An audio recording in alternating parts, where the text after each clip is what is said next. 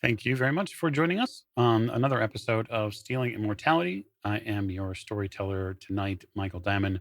My pronouns are he, him, and we're happy to be back. And why we've multiplied. Perhaps we've added to the fold for this episode. Super excited to be back with you playing Dark Ages Vampire. So at the top of the show, as I like to do, we'd like to thank you, the listener, and you, the Patreon supporter, and now you, the watcher. We get to say that here on Twitch. And it's been a ton of fun so far through the series, and we're going to get a chance to have a little bit more fun tonight. You can always find us over on Discord, on our other imprints like Blue Sky, and you can stop over on YouTube if you catch this during the rerun. If so, hello, people in the rerun. Thank you for watching us. We appreciate it. So I'm going to get to cast introductions now, which will begin not to my right or to my left, but begin with, my players. Player. Hi. No. I'm Morgana. My character is Genevieve de Montfort or Marie or Maria or somebody I don't know. Our pronouns are she, her, and I'm part of Clan La Sombra. Indeed, you are. We don't Giddy generally up. we don't generally talk about your covert names. It's dangerous. It could get you in trouble. That's true. Oh, it's going to get me in trouble. So I'm also a cast member on the Old Ways podcast. You can generally find me on the Discord server chatting away. And I'm also on a variety of games like RuneQuest, Children of the Periphery, other things. And I'm also a lovely community organizer. I help Mike. I'm like his administrative assistant, and he really likes that. No, Yeah, don't lie. I know I'm it's kind of like an administrative no assistant. lie. Morgan deserves a raise for all of her amazing work at Chaosium Con this past week. So My kudos to her. raise. We appreciate it. Thank you so much for your service. And next to Genevieve. Hi, I'm Bunny. I'm playing the Toreador Ghoul or Toreador Vampire. I need to get used to saying that. I play Edmerenzia. Our pronouns are also she, her. I'm a cast member of the Old Ways as well at this point, and you've probably heard me in games like Mage, as well as the upcoming merely announced Silver Screens. Yes. But you can find me in the Discord or on my own channel or in the Twitch chat here tonight as Fiery Ashes, and I hope to see you all more. Yay! And next to Yay. Bunny. You are totally muted as normal, Allie. It's my specialty. Will always be my It's your specialty. superpower. Hi, I'm Allie. I am the resident local muted person by choice. I play Ophelia Celos, the resident Bruja of the group. And you can find me primarily on the server. I'll be in chat tonight. And the thing that most people know me from anymore is Delta Green or Mage. So I'm here. Absolutely. Okay. And it's important to acknowledge guests on the show. And so we'd like to do that now. And so joining us for this episode of Stealing Immortality, guest, please intro yourself. Hey, I'm Billy and/or Bunny Hearted. My hoedown pronouns are she and her or they and them. I'm a trans or retro anime bunny girl villain VTuber, currently palette swapped over here for vampire vibes.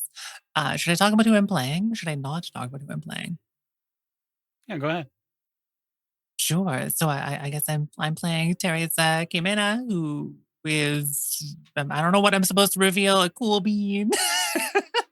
Totally here to solve all of this coteries problems. Nothing could ever possibly go wrong.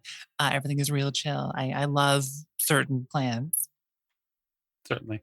And certain clans probably love you. At I'm least, sure they do. Please just assume that that's the case and don't tell any of them where I am. Thank you. oh, fabulous. Okay.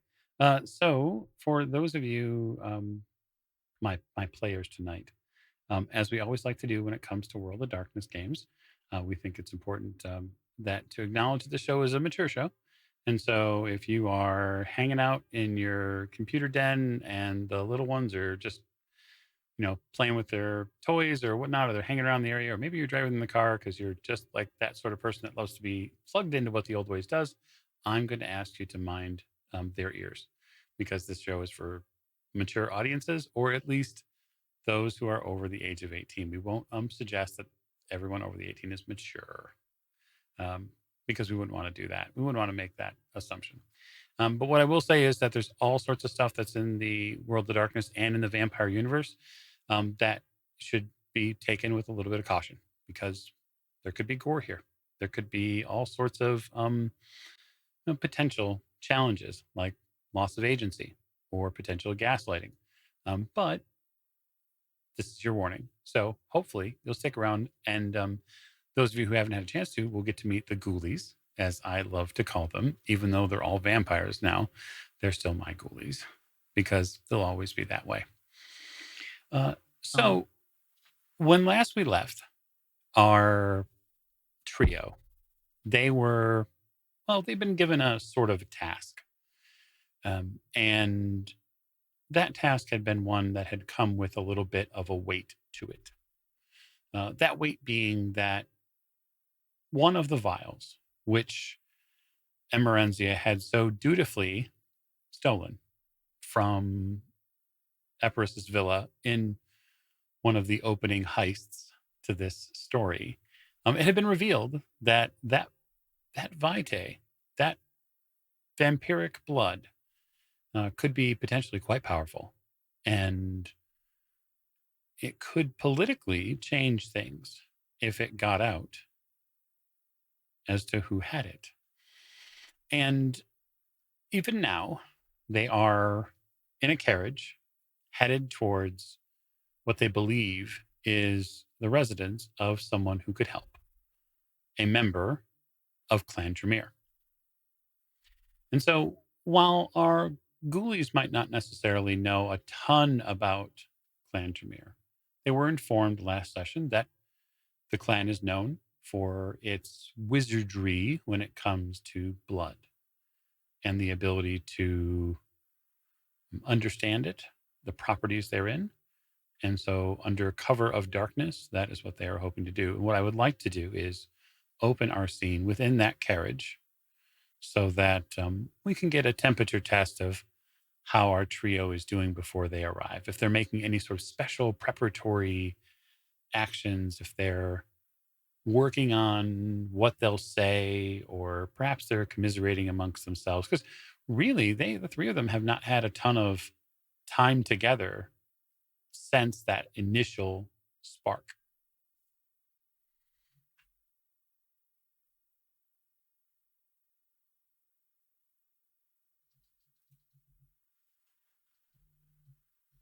You want us to talk? I mean, it is a stream. I can certainly narrate for 3 hours if that's what you want. You know I like the sound of your voice. Thank you. We all do. Maybe this So we're in a is carriage? a different game we're playing then. Oh, yes. It is a mature show. Let's point that out. We're in a carriage You are. together. You're in a carriage, not in a boat, but in a carriage. No. Where's that Bridgerton scene? I was gonna say, don't get any ideas about us having a Yeah. Bridgerton carriage moment here. I know that I'm into you and you're into me, but It's not time for that. Ophelia hasn't consented to being a part of that scene. That's true. That's Not true. yet. You have to ask Nope. at least. That's true. All right. We got to get this together, girls. Yeah. Okay. So I don't know anything about Clan Tremere. Do any of you?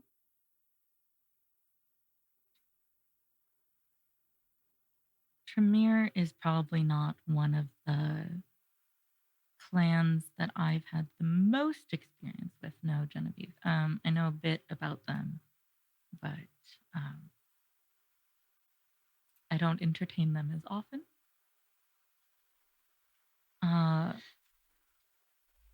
I also don't think that they've been around nearly as long to entertain. So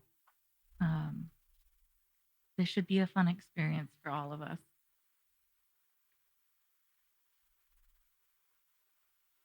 So storyteller, can I roll my kindred lore to see if I know anything particular absolutely. about Tremere? Absolutely. Marvelous. That's definitely something which you could do. You could totally roll that.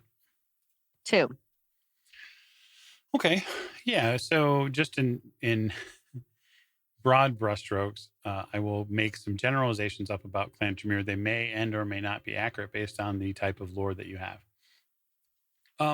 The big thing you need to understand about the Tremere and the Dark Ages are it's been just about 100 or so years since they essentially traded in their mystical mortal abilities, the ability to shape reality through esoteric magics, and they stole immortality from evidently a very important vampire.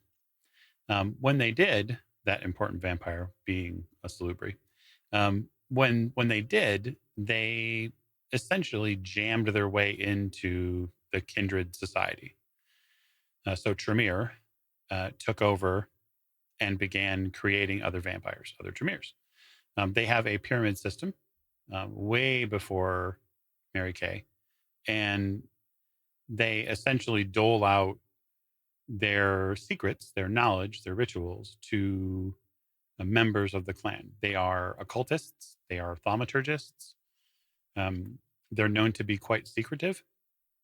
They are also known to be reviled amongst some members of the clan. They are uh, unaffectionately called usurpers because that's what they did. They have a pretty ugly history of basically coming in and stealing secrets and adding them to their own. They have a lot of clans which they do not get along with at all. And that being said, there are many princes and or de facto leaders of cities who look to the Tremere for knowledge. The fulcrum point is how do we want to deal with this Tremere? How do we want to interact with them? We might not like them, but they could be an enormous benefit if we choose to work with them. And they're certainly here amongst the kindred of Constantinople. They have been for some time, but there are probably not a ton of native Tremere. So they would be all Latin vampires by any local reckoning. It also means that they might have been caught up in the trouble in the Latin Quarter at some point. So that might be something that you find out about them. Okay.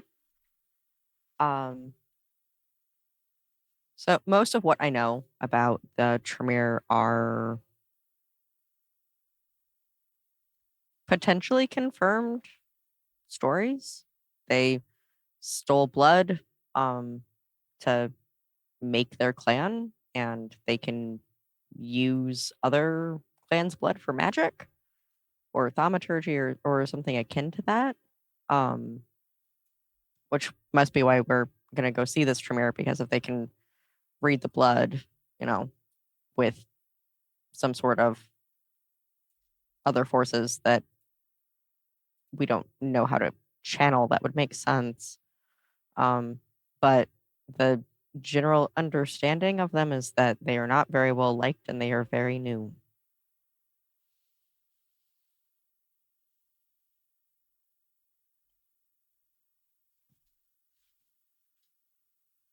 Do they have specific niceties or things they practice as their clan that we would not want we would want to do to not maybe upset this person? You know, They're inherently very secretive, so asking a they're lot of questions, not necessarily. right. Like they might not take very Gotcha. kindly. They might not take very kindly to that if they're really secretive and guarded, as, like I said, what could be potentially confirmed rumors state. On the one hand, we will need to talk to her about blood magic.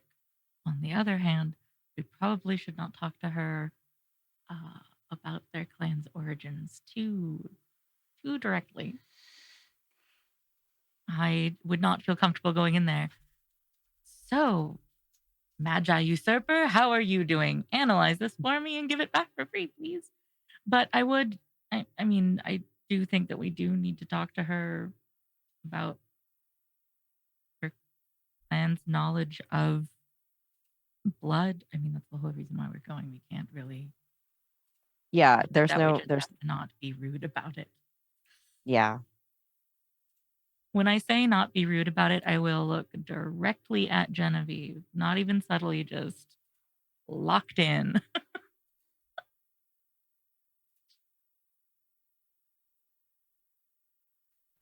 I look back.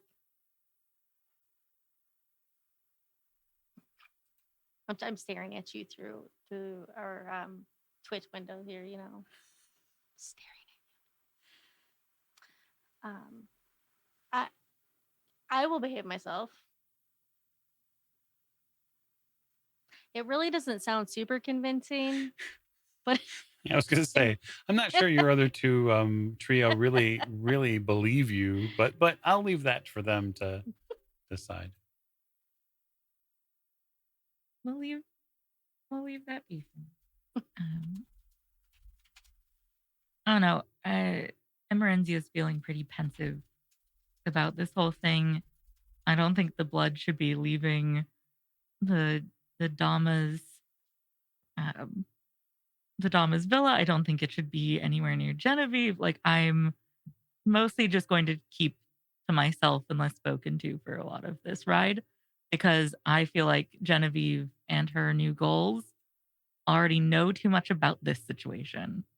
Yeah. So uh, I know silence does not make for a great stream, but Emerenzia would very much like respond to the other ghoulies when spoken to, but be unusually quiet for herself for most of the Okay. ride, I believe. Yeah, totally valid. So the horses are pull through the streets. There's a few moments where the carriage slows down as it tries to get around a couple of just bystanders who are standing in the street. There's a strange amount of foot traffic through this quarter of the city, or this hill as it is in Constantinople tonight. You are headed back towards the seawall. So this is for navigational sake. This is effectively like going northwest from the palace. So if the palace is on the southeastern tip of the city, the further and further you pull away from it, realistically, the smaller and smaller places get. Doesn't mean that there aren't amazing villas. You're basically entering a spot near the Bosphorus, which is heavy with trade. Most of you would know this space within the city. Your former or current sires would have done a lot of work in here, but this is definitely a space where a lot of people come and go. And there is something that plays into that fear for you, Emerenzia, which is the carriage slows down. There sounds like a lot of shuffling going on outside. It is the middle of the night now. People should be in bed. Regular mortals would not be running around the streets at night. And while the carriage doesn't come to a complete stop, you can sort of feel the urging and the anxiousness of the horses from inside the carriage. And so I'm going to have all of you make, well, not all of you, the three of you make perception and alertness rolls. Okay. So difficulty 7, and then just let me know how many hits you get.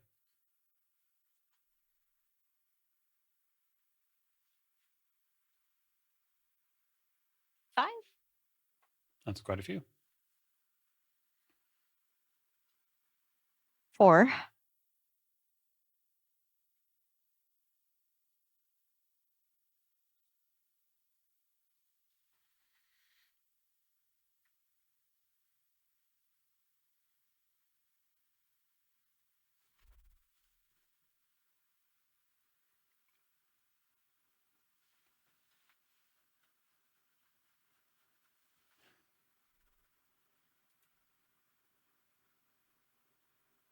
Just 1. 1. Okay. So with 5 successes, you get the feeling, the sense really that um, the carriage is being crowded. Really, 5 and 4 are basically just about the same as far as what they feel. You hear of voices outside. The voices seem to be murmuring something. Um, it's almost as if there's a chant going on in the streets. Um, it's hard to completely pick up. Do either of you speak Latin? Yes. Okay. I Um, do. so, okay. So the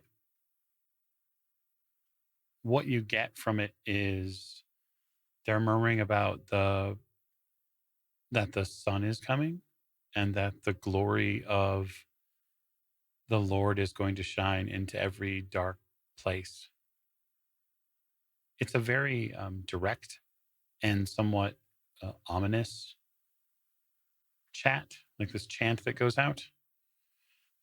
There's an ecclesiastical tone to it as they sort of um, give reverence to the Lord, but you're not really sure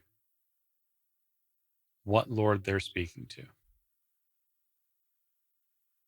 Like they don't say anything about like, you know, Holy Father above. There's none of that. They just keep naming this Lord.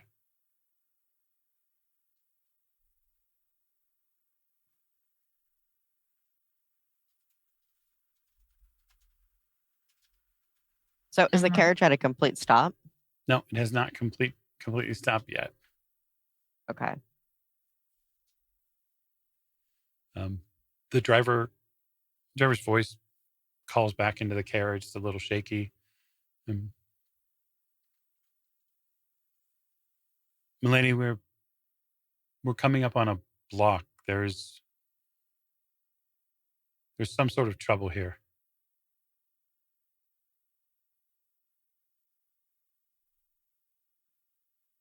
Are there like curtains or oh, is it daytime? It is not daytime. If it was, you'd Okay. be asleep. That's true. That's true. Um, is there like curtains or windows in the Uh, carriage? There is a window. There are windows on either side of the carriage which you could open to look out. Yeah. So they're wood windows. They're probably no bigger than you know, probably a foot or so, foot and a half maybe. They're heavily latched with like wrought iron or like iron latches on the inside, and they don't open out; they open in.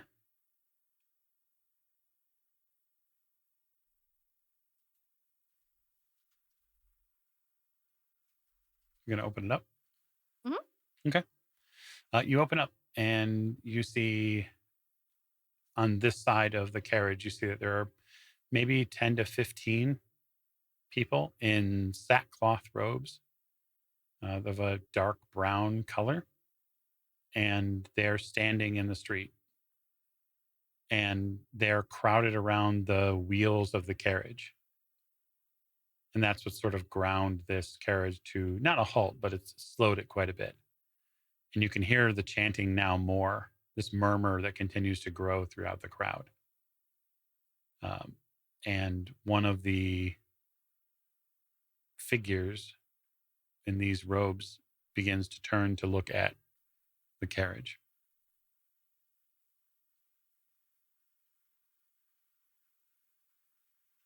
Um, I will out the window to meet his gaze and ask, what seems to be the issue? Why is there closure? Are you talking to the driver or the Yeah. people? Okay, the driver.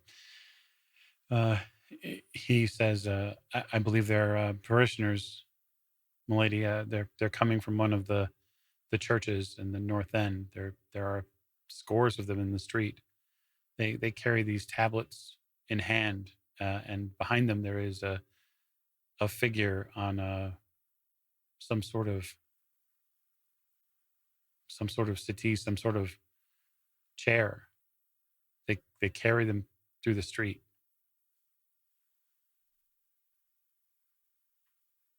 Um,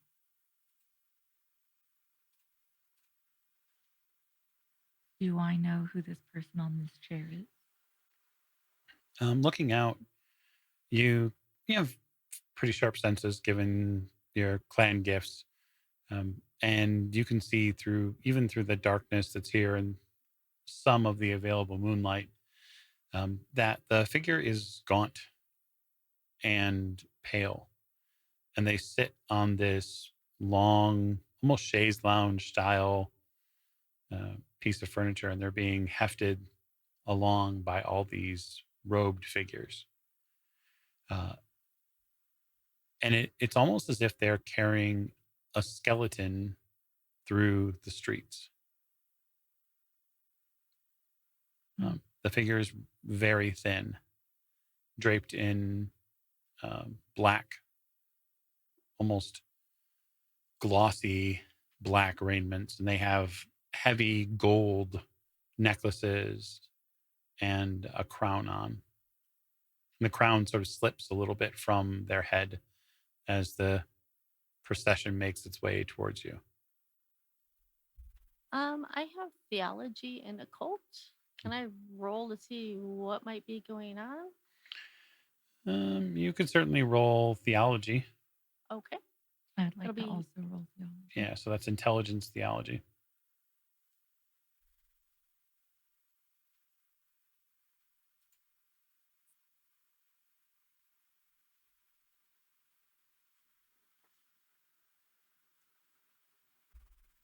That's also a 1. Okay. I get 3. So both of you know a little bit, and then I'll give Genevieve just a little bit more. Um, it's not uncommon for there to be um, saints paraded through the streets. The sort of innovation of those that are important to the church. And so this sort of strikes directly at the differences that have troubled this city for hundreds of years, which is the differences between a faith that has heavy iconography and one that does not. Obviously, the Orthodoxy has one view on it, and then the non-Orthodoxy have another view on it. They have been at odds for a long time. This could be something akin to that, but that person doesn't really fit. Saints aren't usually draped in black. That's something else. And then for you, Genevieve, you have heard that there are clans clans of vampires who will occasionally, as a show of power within the city, they will occasionally drape themselves as saints of Christendom and march through the streets as if they are saints. And so it's possible that this is simply an elder who is deciding to show their power amongst the people.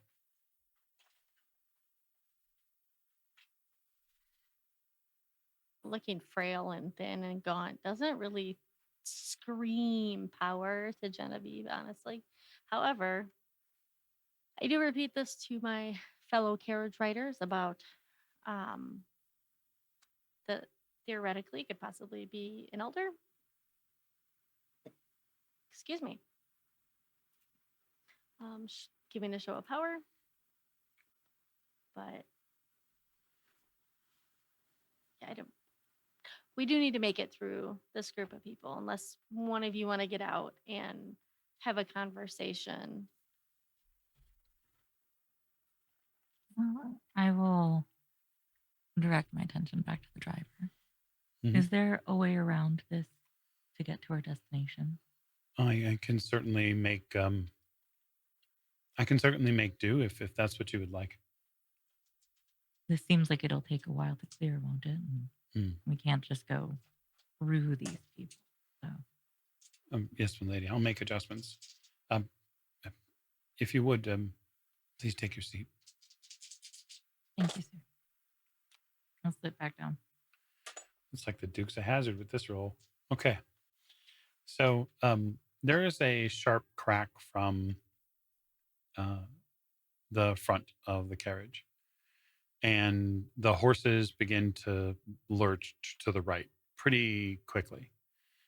You hear a bunch of raised voices, the murmurs, the chanting breaks for a second as the carriage sort of banks hard to the right and you begin taking it and traveling down a completely separate way. Um, because the window is still open, Genevieve, you do catch sight of this figure on this what we would call an amazing way to travel. The figure does incline a little bit to notice you leaving.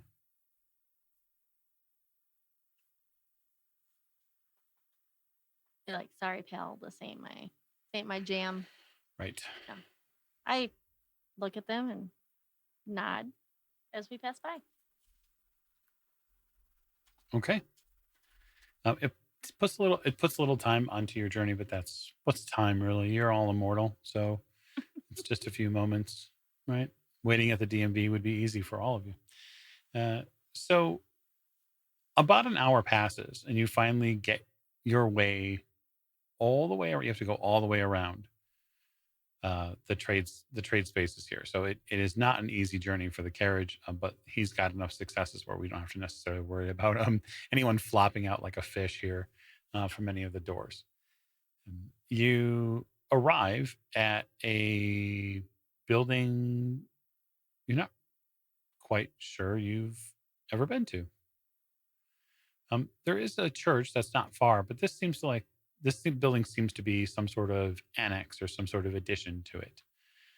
It is off the main road. It is on a high point on the hill, so you have a wonderful view of Constantinople. Which, if you've never been, and I haven't, but I have been there many times in other games, the hill Constantinople is made up of a number of hills, and it starts at one end at a fairly high altitude or a high incline, and then it sweeps down towards the sea.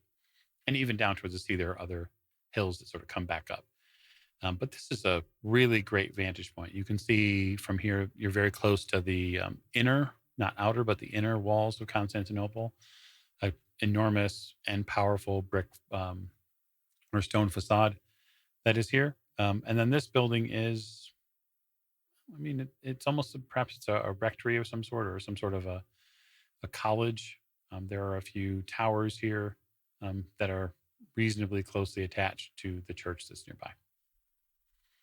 The driver brings the carriage to a halt and he dismounts and comes down and opens the door and places the stairs and then prepares to assist you getting out of the carriage.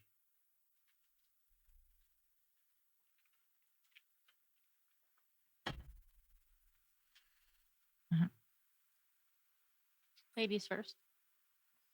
You're also That was funny. I am being polite. You saw- Emerenzia would look at you so weird when you say that, but she will get out first since it's the Dama's carriage and all. It's a mission for her. It would make sense for Emerenzia to feel the need to lead the way on this. Okay. When the group gets out, above the building, near the peak of it, there are two very large stone creatures that have been carved into the sides of these walls here. They peer down at you. These very traditionally crafted and carved gargoyles, big wings, large heads that are meant to frighten and scare the populace. They watch you as you approach.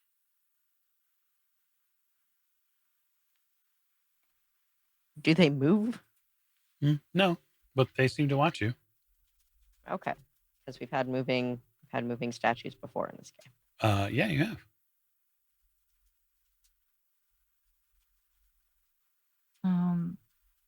Storyteller, since the Tremere had successfully created gargoyles 70-ish years before this, is there a chance that I would know about the fact that these might be Tremere gargoyles and not just fun statues? Or that I'd have suspicions or fears about that, especially after being elbow deep in a throat of a statue recently that might be on her mind. I mean, Um, it's certainly possible. I would say, especially with vampire lore, it's probably something that would have come up. The ability Okay. for them to craft creatures. Okay. But then again, I would also mitigate that a little bit by saying there are gargoyles and stone creatures all over this city. That's fair. While they are not as prevalent as they would be in, say, European spaces, there were statues that were put up in gardens and in spaces here that would have creatures in them. It doesn't mean that you might not want to keep your distance from them, but Yeah. I think that is how she'd lean you then. bet. Mm. Discomfort. So I want to move the camera just a little bit to our guest, who we love to talk to in really any form, but in this form especially now, as a member of Clan Tremere. So, Teresa, a social call went out about an hour or two ago. It came by way of a very well manicured channel. Your assistance has been requested in determining the veracity of something that the message would not say specifically what it was. But the request is coming from someone, a member of Clan Toreador, who has a significant amount of status within the city, not only as a socialite, not only as an artist, but also as a political mover and shaker. And they asked if you would be willing to entertain their child for a time and determine the the truth about something that they were going to send you, and that they realize that this is a late hour, and they realize that they don't have terribly much time, but there is importance that has been penned into this message. You can tell that whatever favor they're asking for is worth quite a bit. And it's at that point that you begin to set about your night. And I wonder, just to give the character some flavor and room to breathe, what's a normal night like for Teresa? What do they get up to other than being a Uh, vampire cultist? well, she sure loves to pour through every single book possible, as many as she can all at once. I mean, she wants to learn everything, right? So she's studying weird bugs. She's investigating a strange piece of masonry. She's pouring through a book in a language she doesn't speak, trying to figure out if she can glimpse some kind of meaning or truth out of it. Or, of course, doing monastery activities with the other members of the monastery on occasion. But when left to her own devices, she will shroud herself in fog, play around with the material things near her a little bit, and generally be a giant dweeb. But if anyone else is around, she'll try to come across incredibly serious and stoic and strong, of course. But she's a golden retriever for the concept of knowledge. And this does sound a little bit interesting. And, if they're clearly in a rush, it's on short notice, I'm sure she could get something really good in exchange for this if she plays her cards right. Indeed, she might. So I think what she would do in preparation for this is to try to set the stage a little bit. She needs to come across as someone all-knowing and important and dramatic. So she will cloak herself in fog. She will put a dramatic robe over herself. She will lurk just beside the door out of sight so she can not quite, but a little bit pounce on these children as they approach. Okay. Got to sell the vibe, right? Absolutely. So a couple hours pass, and we'll just say your friends upstairs pass you a message that the house, the villa, the chantry here is receiving visitors. Someone has arrived. A carriage is here. And they ask what you would like done. Well, let them in, of course. Okay. I'll meet them inside. The stony figures bow and then scramble back upstairs. So the three of you get to the main door, which is this extra wide outer door, banded in iron, super thick wood. There is a pull, like a piece of rope that seemingly rings a bell.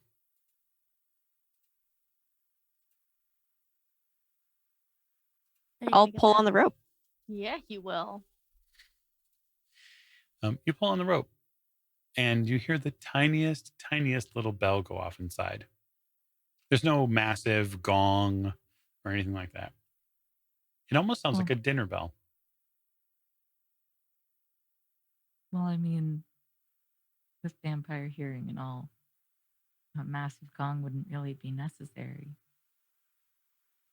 A dinner bell. But a dinner Very bell is so. divine. That's right.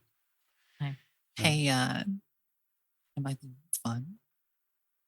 You know who doesn't need to be anywhere near a door to open it? Yeah, you're good. Yeah, let's make that door creepily open, revealing a foggy room on the inside. Love it.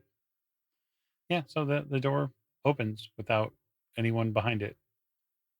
Inside there is a it wouldn't be a vestibule, it would be more like a receiving room or a foyer. And what the room can be however you would like appointed, Teresa. Feel free to have complete narrative control.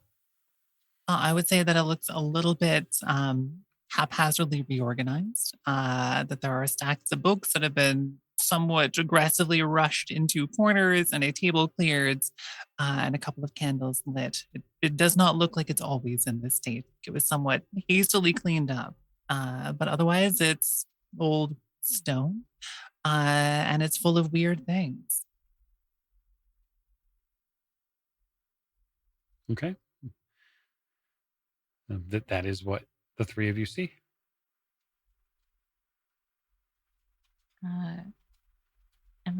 Emerenzia will sort of, without hesitation, just stroll in as if she always has belonged here, and will make mental note of some of the bizarre things, trying to find ways that she can socially connect to this person as needed later, but just sort of soaking it all in while striding in with confidence.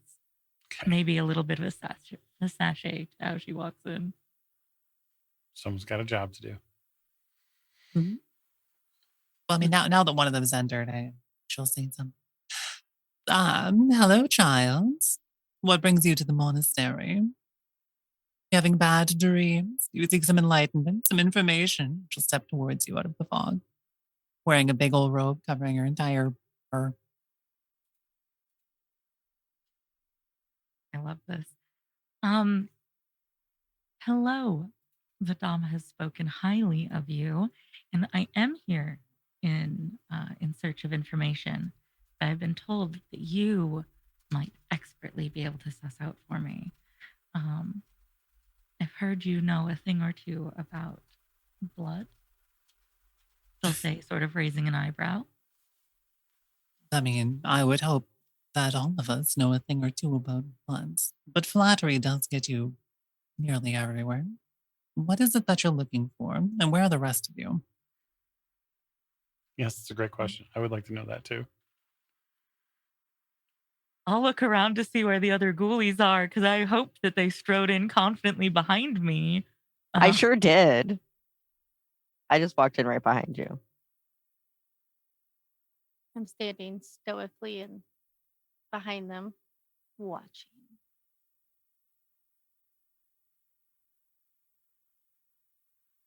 Okay. Perhaps, given this is the first time you're interacting with this NPC, our ghoulies could give a bit of a recitation of what they look like. Sure. So, Emerenzia has long black hair that she keeps in a nest of braids piled on her head rather than hanging down. You would guess that it's quite long, just considering the sheer amount of braids. She is only 4'8", though she does carry the confidence of a much taller person, as is wont to be the case. But this little Italian woman has strode in. She looks like she's probably in her early 30s. You would guess that's highly inaccurate at this point, though. And she is draped in fineries, more as if she was just about to go to a ball or own a brothel, and not necessarily to come visit you about science. Sounds good. Fellow ladies, passing the mic to you. Go ahead, Allie. Okay. So I am about 4'10", so I'm only slightly taller than Emerencia. A couple of short queens here.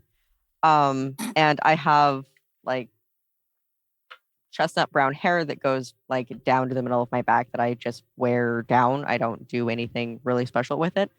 The difference in like how I look is that I still almost look human because I still have like a blush to my cheeks and I still look a little more rosy than my companions at this point. And I have like like a very like soft featured face. It's very round and I am clearly very young. I look like I'm in my early 20s. And I carry a satchel over my shoulder.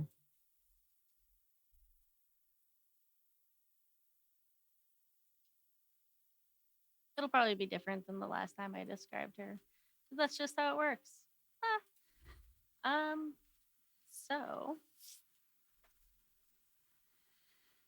she's got this she's probably got hair color like I do with a tinge of red into it.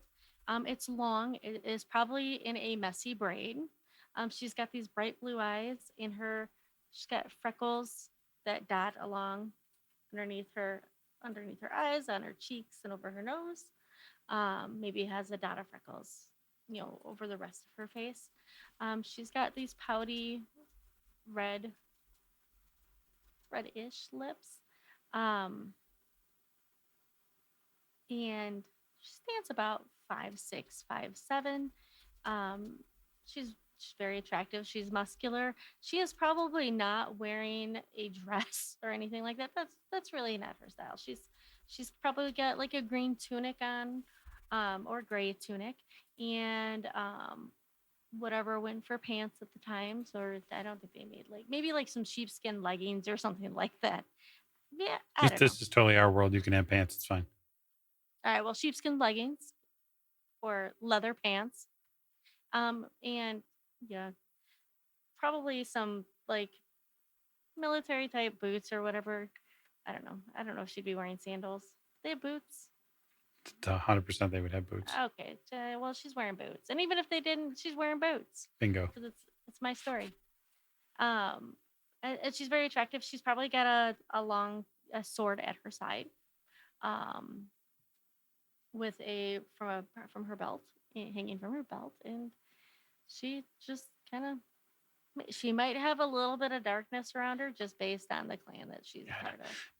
Not a little. A lot. The shadows cling to your body.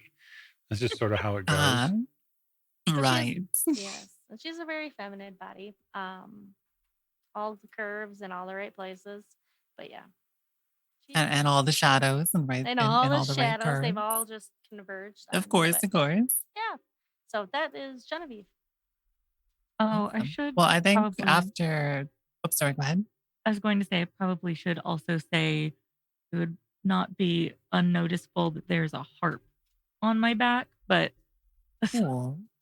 I feel like that is probably the only part of my description that I really feel is important, is that I have a harp tied onto me. Otherwise, go for I mean, I think that's an important part of the description. Yeah. If I we're mean, talking I feel about weird assuming I'm esoteric allowed things, to. so I think after the three of you are fully inside, Teresa will sort of just snap her fingers and the doors will close behind you. She'll pull her robe back a little bit. She looks, I guess, a little bit older.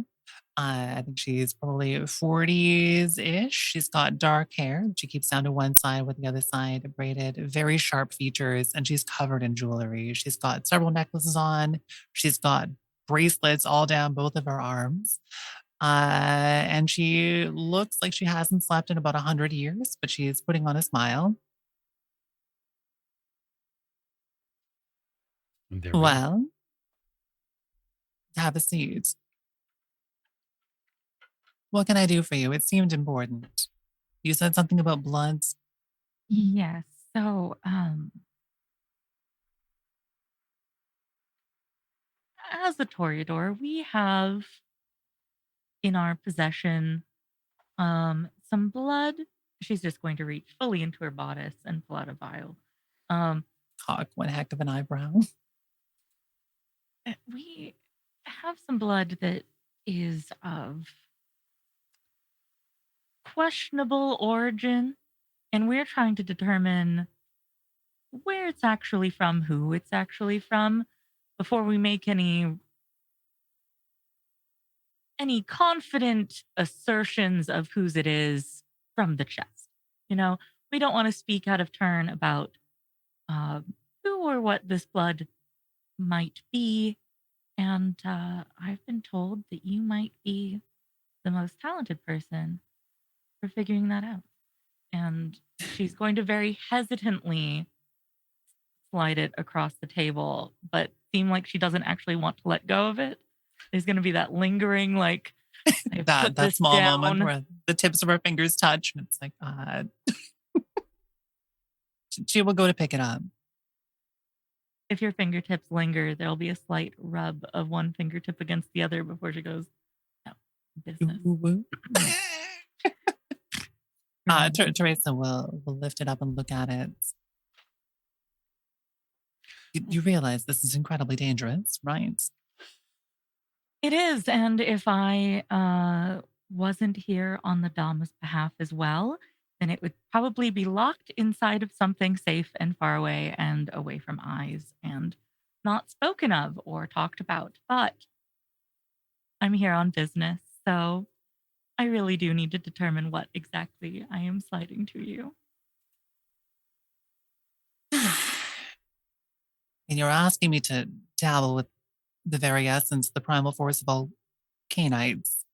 Vitae, unknown vitae. This is not small magic. I hope that your clan is aware that there will be a cost to this. The ritual will, of course, consume the entire vial. I would dare not question whether the Dhamma had thought through that there would be a cost in this.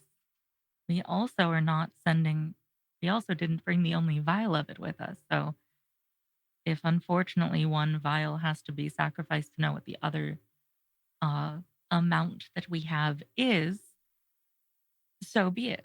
It's better to know what some of it is than to hoard all of it and be wrong later about what we hoarded. I think that sounds very nice. I would be concerned if you had handed me your only sample. I do lean in closer when she says that the whole vial will need to be consumed. Mm-hmm. Well, destroyed in the ritual, not consumed. Yeah, either word is not an okay word for Genevieve, but You just keep staring at her. probably. Yes. You look confused. What was your name? Genevieve, my lady. Wonderful to meet you. I mean, as I'm sure you know, knowledge comes with a cost, and there is little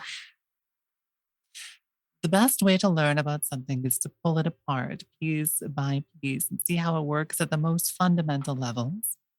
Learning is a destructive act. I'm gonna quote that and put that shit on a shirt. Funny. You're welcome. Hang on, I gotta write this down on my OneNote. Learning is a destructive act. Gotcha. As a favor, I'm willing to risk this ritual.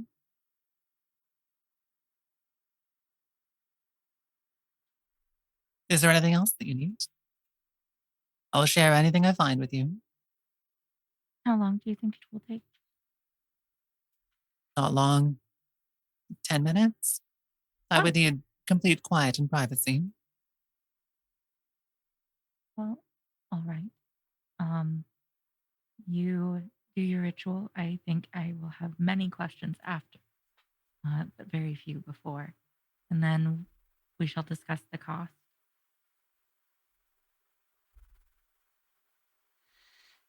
Then I think we have a bargain, children. I will reach for her hand, open palm upturned. Take it. I will kiss the back of it very tenderly. Then we have a bargain. I'll see you in 10, 20 minutes. The view is quite nice if you're looking for something to do. So noted. Emerenzia will turn and face Ophelia and Genevieve. Shall we take in the view? Let's. Indeed. So the best place to take in the view will be there's a small staircase. This is likely where Teresa would direct you to. Go up to a higher point here in the building, give you a chance to get to one of the balconies. This is fairly common structure within structures of this age, and so you would have some familiarity. These are likely servants' spaces that go into larger portions of the upper floors. As far as to where the study and laboratory is for Teresa, we'll leave that to them. It is, after all, their home. But the three of you get to an upper portion of this building. It goes out into a balcony. You can very clearly see the breadth of Constantinople. It is an amazing view at this space. The lighting and some of the palace views of that district that you're so used to, some of you having been in some of those super political, super powerful districts, is a little bit dull here. You get a chance to see the entirety of the city, and you realize about how many people truly live here.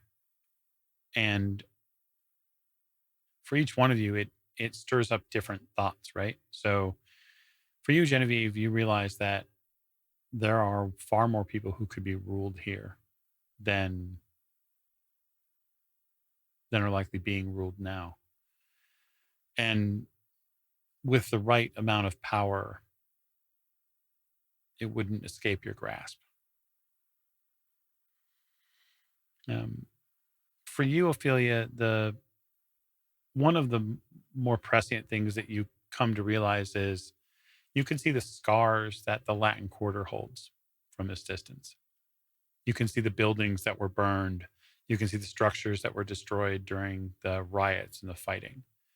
And the fact that the city has not yet recovered from what had happened to it. And that will take time. And it will take people investing their time and their energy to build that portion of the city back up. And for you, Emerenzia, it's not just the city that you notice. You notice that there are two very large stone gargoyles here, to the left and to the right of this balcony space. Mm.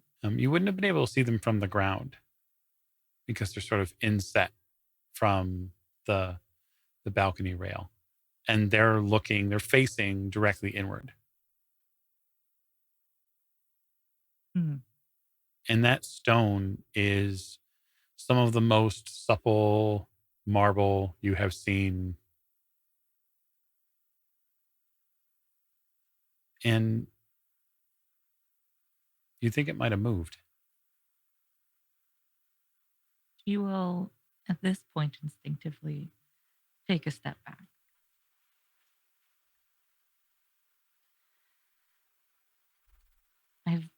I've been partly in the gullet of something similar before, and I would not like to repeat that.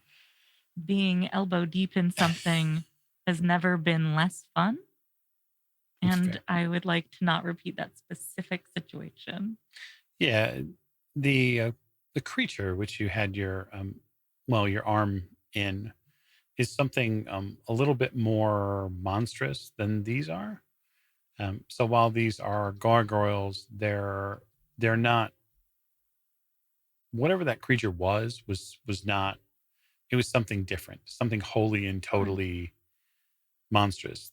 These are gargoyles, but there's a beauty to them. I think that she would be suspicious of any moving stone for right now. Certainly, I agree. No I- matter how beautiful, she might be a little weary, is Yeah. all I'm saying, storyteller. No, I completely agree with your assessment. You are free to be weary of them. You might have flashbacks, maybe of many things which went on in the villa. But for now, while Teresa's downstairs working her magic, and while we're on the balcony in this scene, what the group is going to do is we're going to take our first break for the night. And so, in a little bit, ads are going to roll, and we're going to go to break. We're going to cast 5-6 minutes, and then we'll be back with you, and we'll get a chance to see what information our friendly neighborhood Tremere might be able to glean from the blood. So don't anybody go anywhere, because we'll be right back. Or go take care of yourself, because this is a wonderful time for you to do some self-care, right? We'll be back real soon. Mhm.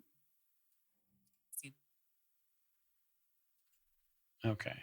Let me put that up.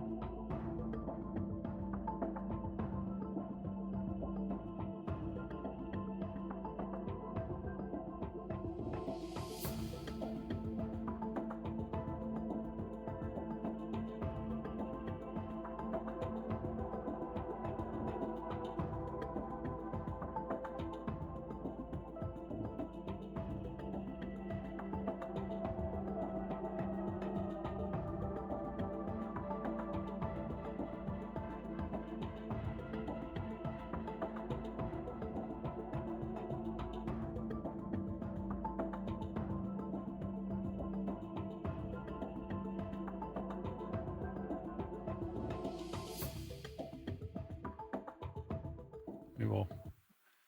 And we're back with Stealing Immortality and all the fun that we had during the break that none of y'all saw. And that's okay because we love you and we're going to bring that same energy into this portion of the show. And so we will return to a probably slightly cold monastery and look in on a laboratory where there is a member of Clan Tremere who is working on very diligently. Extremely perhaps, diligently. yes, on a vial of blood that they have been handed. And so I will ask Teresa, what process would you like to take this blood through? Well, so what's really entertaining about this now that they're out of the room is that she just needs to sip like a tiny droplet of it. Right. Uh, but she's gonna do the whole hullabaloo. So she's gonna like paint sigils on her heads and cover herself in like ritual accoutrements. And that's gonna take the majority of the 10 minutes. And then towards the end of that time, she will just take a very tiny droplet from the vial and put it on her tongue.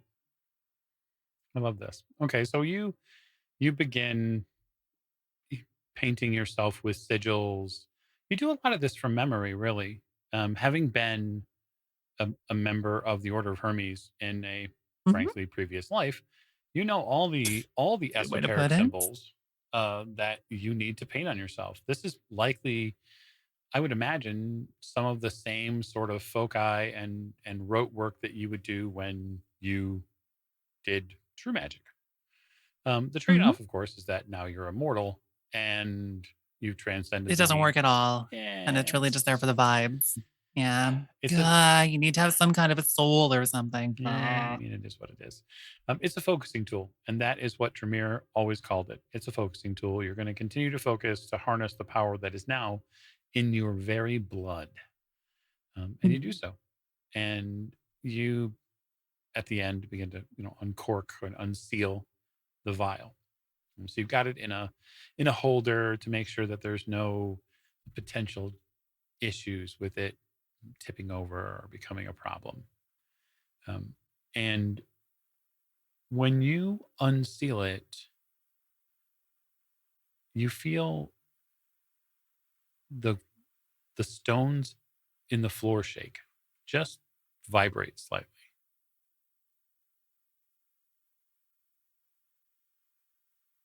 Slightly theatric ritual music stops.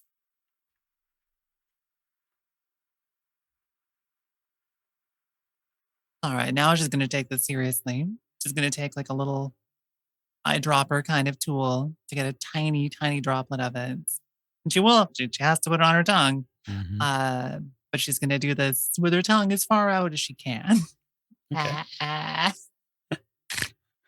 You open your fanged mouth and you stick your tongue out and you get this dropper. And when you attempt to pick up just a tiny bit of this vitae, it's it's like molasses. It's thick. It does not separate very well from itself. Getting a quote drop of it is almost like pulling a bit of it has a consistency of molasses, honey, etc. And so there's a little trailing bit Like that comes cheese with on it. a Yeah. Yeah. It's like imagine like you have made an entire vat of Velveeta cheese and you are putting your finger in it in an attempt to get quote a drop away. And there's no way that just a single drop is. So there's going to be this trail that comes with it. Um, Well, you gotta sample it at some point. It's scary and it's weird, but it's information. there's so much potential information. Okay. So you place the tip of your finger, not tip of your finger, but you place the dropper on the tip of your tongue. And when you do, the room lights up. Um, everything around you gets brighter and fuller and kaleidoscopically bright. For a moment, it feels like you are in the middle of a stained glass cathedral with the noonday sun shining through. There are images that are being projected over your vision, and you can see figures moving in the distance. You can see a beautiful angel walks through your laboratory door, slips right through the wood, and as an apparition bathes you in the glory that is themselves. Um, to say that you have a mental, I don't want to say breakdown, but that's the word I'm going to edge towards. That's pretty darn fair. She was expecting this to be basically a waste of her time. She was gonna use to like lean over one on Clan Tremere. Remember the time I helped with that really important thing that really didn't matter that much? Right. And she just licked an atom bomb. Yeah, kind of. So what I'm going to have you do is roll willpower. That sounds like a really good plan. Yeah. Let's see. She's got a little bit of that. Mm-hmm. Do. Sevens? Yep. Actually, I for swore. thaumaturgy, 6 for you. I still have 4. Okay, Oh, you're right. fantastic. Yeah. The first time you go to a fair and you ingest something that is, quite frankly, oversugared, even for just the sweetest of tooth. Like imagine, well, really any fair food. Imagine some sort of fried apple fritter that has like all sorts of powdered sugar on it. And it is just, that quintessential food that you only get there. Now, what I want you to do is run your body on that sugar all day long. It is Great. Excellent. I cannot be stopped. right.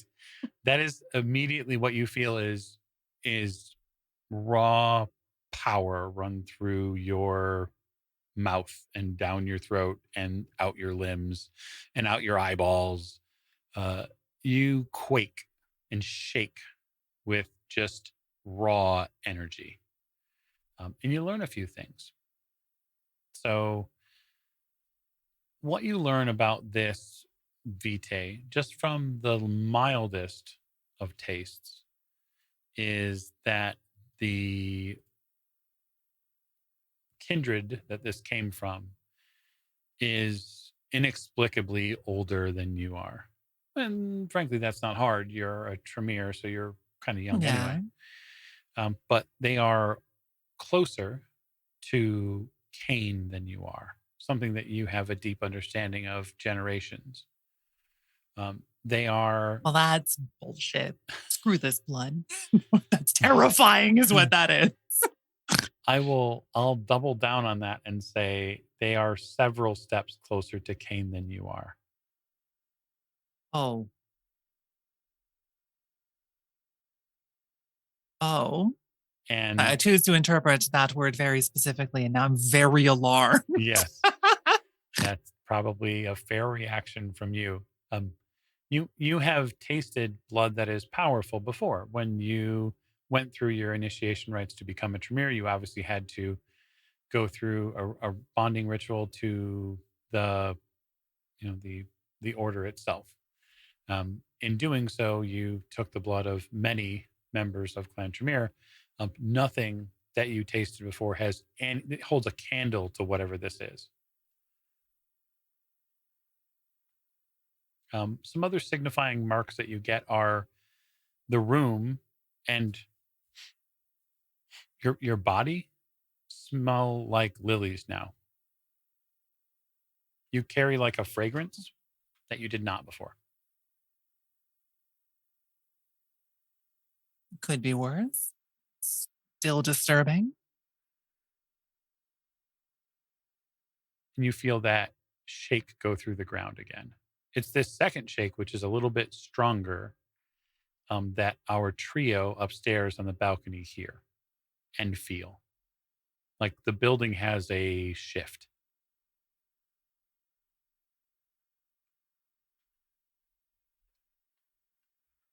We're gonna put the lid back on that real fast. Okay.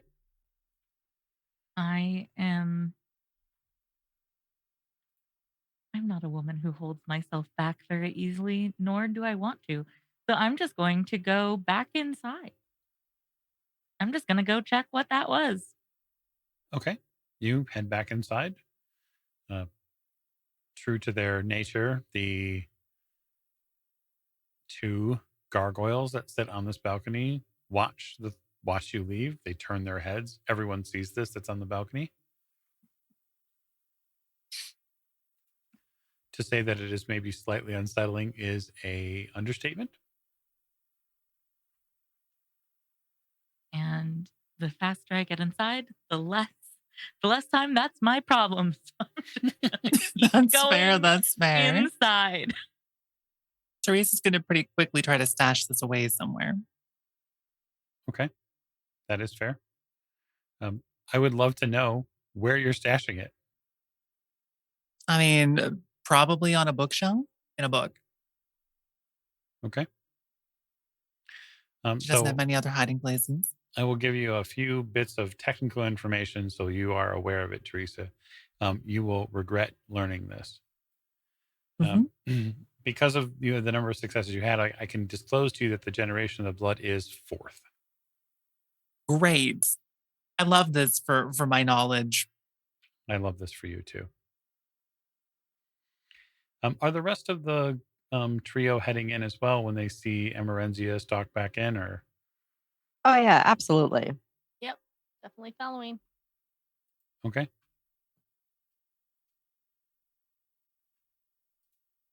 You follow in and then downstairs. Inside that receiving area that you were in earlier with Teresa, there is another door which seemingly leads likely in deeper into the chantry, the monastery, etc. I'm going to assume that Teresa has kept it closed. Mhm. So the three of you get down there, and the door's closed, and so is the doors on the way in. If they are not locked, I will be going through them. Definitely locked. Okay. Hmm. So you would try the door then. Yeah, Okay. absolutely.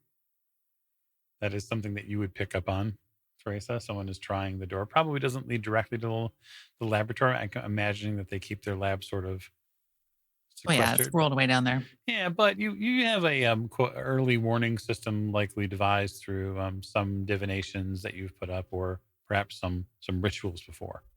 I should just talk to the door. Yeah, But that's true. You could totally just talk to the door. But no, she'll once it's squirreled away, she's gonna start heading in their direction. I guess rather excitedly, or anxiously is maybe the better word for it. Hmm. Okay. You head in their direction. Um, you find the door locked, um, and the ground continues to rumble a little bit.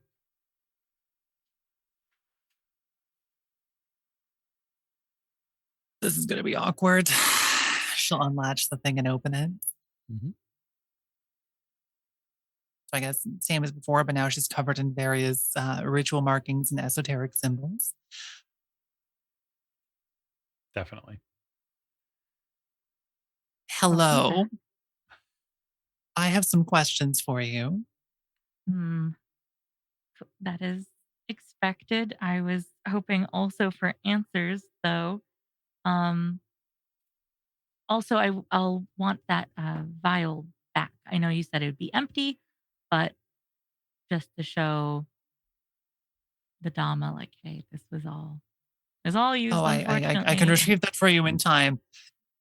Where did you get this? Why do you have this? Do you have any idea what you have brought to me?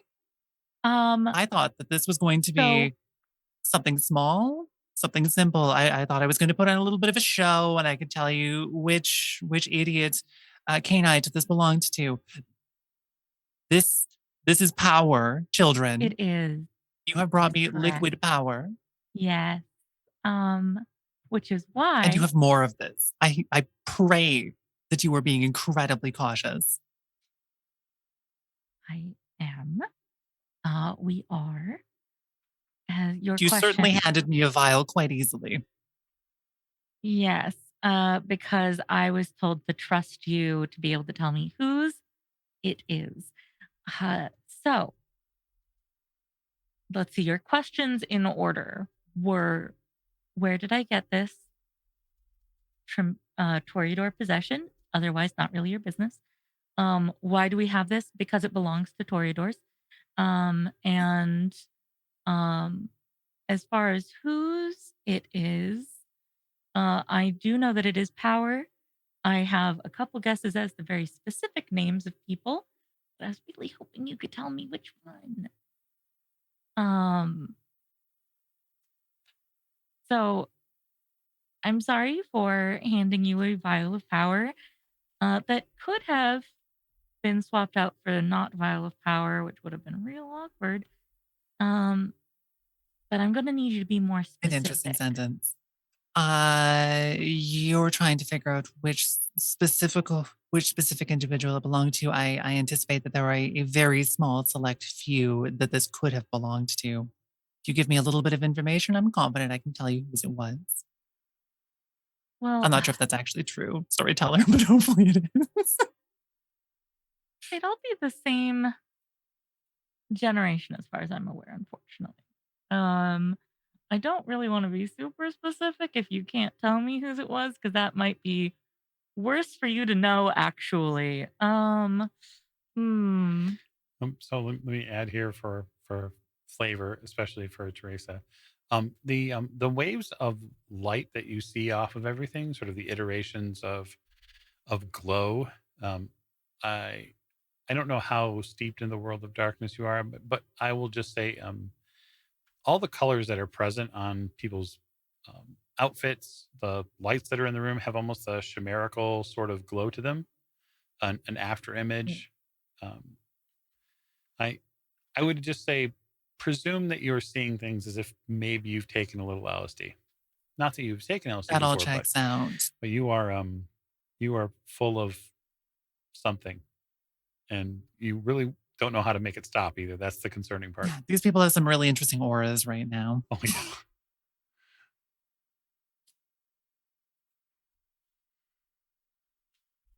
To be honest, I'm already in a little bit of a situation after the ritual to discern as much information as I could about this.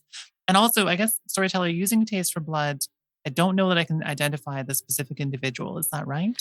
Yeah, the specific individual might be a little tough in normal circumstances, but I would give you Because Teresa would have a fairly good idea of vampiric lore, especially having how long they've been in Constantinople. Yeah, They'd have been there some, for some of it. yeah. You would be well aware that there are very few members of the Kindred Society that are here who could be that close to Cain. As any closer to Cain, and you would be an antediluvian. And as far as you are aware, there, at least in public spaces or in relatively public spaces like this, there are no antediluvians just walking around. Tremere is one thing, but that he's sort of a completely separate case. And besides, he's cloistered somewhere in a tower somewhere. He's not in Constantinople, and you certainly don't have Mhm. his blood. Thank goodness. Whose ever blood, right? Yeah, no. If you did, you'd probably be dead. Uh, Yeah. yeah, whose ever blood this is not only powerful, but um, there's a property of their blood that you're not familiar with. Um, Mm. if you did maybe another taste of it, you could get an idea of deeper specifics. You have 4 successes, so you probably have a reasonably good idea that the blood is likely from Clan Toreador, but there's something about it that does not fit. The you're probably still rolling some of the taste around the inside of your mouth, just because again, it's like that piece of fair food that is super Stuck in sweet. her That teeth. yeah, you're like trying to get Yeah. it around the edges and whatnot, but there's something to it that doesn't match completely with the clan. There's something else here. Hmm. Well, child, I think it's of your clan, but it's strange. Storyteller, does she still smell like flowers she didn't smell like before? Actually, yes. Would I be able to notice that? You would be able to notice that there is a A definitive new scent. scent? Yeah, a new scent in the room. And also, why don't you give me a wits politics roll? Ooh, I would love to. I would adore that. I thought you might.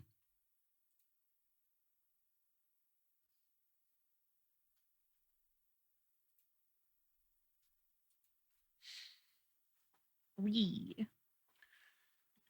You have smelled this before. Only once, Is it though. was it that night? It was certainly that night. Mm. You smelled it in the conclave room Mhm. when a certain figure appeared and did what he chose to do, enact, quote, kindred justice. This is the same sort of smell, the scent of lilies that accompanied his presence. And so do with that what you will. So this blood in Emerenzia's mind, the cogs that are turning are so it's his blood, not his lover's blood. Got it. Cool, cool, cool, cool, cool, cool. Right. Cool, cool, cool, cool, cool, cool. She spirals into panic a little bit. Um, that does answer my questions and the Dom's questions thoroughly enough. Um, could I retrieve that vial back from you? I can bring you the glass in a moment. Ah, sorry, I'm a little frazzled. This was unexpected. The walls are coming apart a little bit for me right now. Hmm. That unfortunately makes sense. I'm sorry. And for what it's worth, she does seem sincere when she apologizes. Certainly not a boring night, at least. Not at all. I Teresa, was would you truthfully expecting this to be something quite, well, mundane. go ahead Well, and make me another willpower roll, Teresa? Sure. yeah. What are tens too? I forget. Yeah, absolutely. Go ahead. Do I have 3? Oh, excellent. So in the room, you watch as the apparition that appeared in your laboratory walks back through the door. Just going to be openly watching something in the room that user may not be able to see. None of the rest of you Before can see this.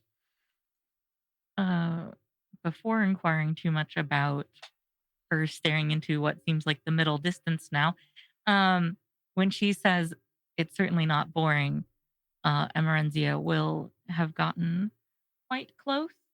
Um, like if this was her head where my microphone is, close, and say, "A night with me is very rarely boring."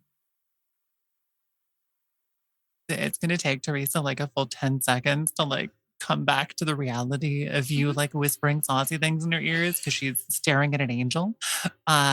So this might be a little awkward for you. She is somewhat unaware that you are whispering sweet nothings in her hot When little ears.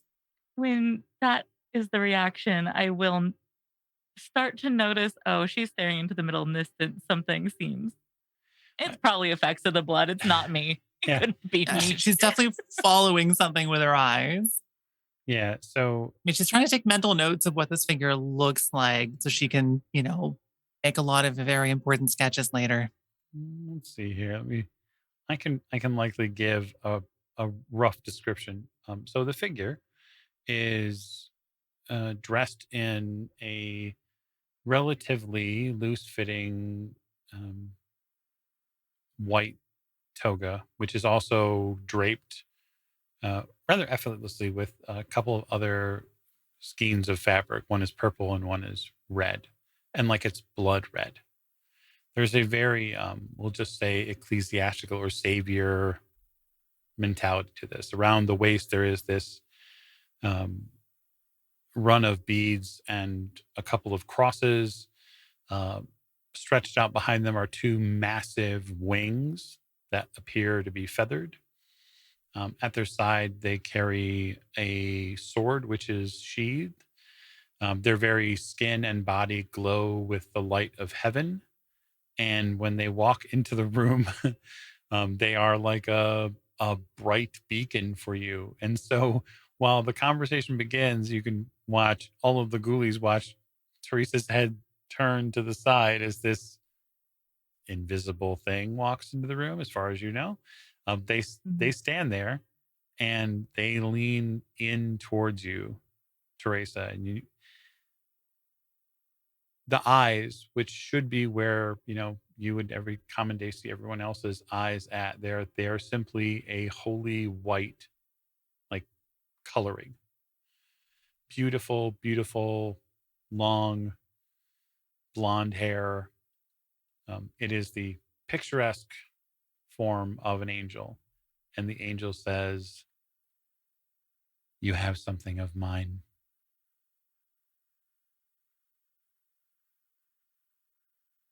And it's at that point I'm not sure what you mean. She's going to respond. everyone in the room hears that voice. They hear, "You have something of mine." It comes out of the corners of the room. Hey, storyteller, Hmm. is that Michael's voice? It absolutely is. Uh, I'm probably going to stay. I'm going probably to lean back in closer to Teresa's and go, if there's even a drop of blood left in that vial, I'd recommend giving all of Michael's blood back to me, not just the vial itself. And then I'm going to stare right in her eyes or at her She's going to eyes. keep And staring through you for a little bit. I'm going to stare right at her eyes, I will say, instead of into, because I'm sure that it'll take a second for her to not be looking directly at Michael entity itself. But once she perceives reality again, I'll just be locked in on her eyeballs. Okay. His very skin glows with saint light. This is a lot. Yeah, it is. It probably makes you flinch, at least for the first moment when you see him walk into the room, Hmm. because the holy light reminds you a whole lot of sunlight, and that's not Uh huh. helpful. But it doesn't seem to have any effect on your corpus.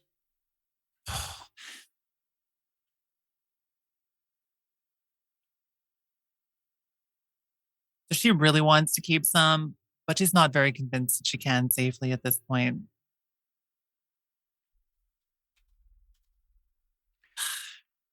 Right. Give me some time and I'll go fetch her vial. Is he still just staring at her? He was. So when you, I guess, not snap out of it, but when you begin to respond to the figure, Michael, or the figure, I should say, because you wouldn't know him as Michael necessarily, um, the figure begins to dissipate. It does not stop the floor from shaking, though.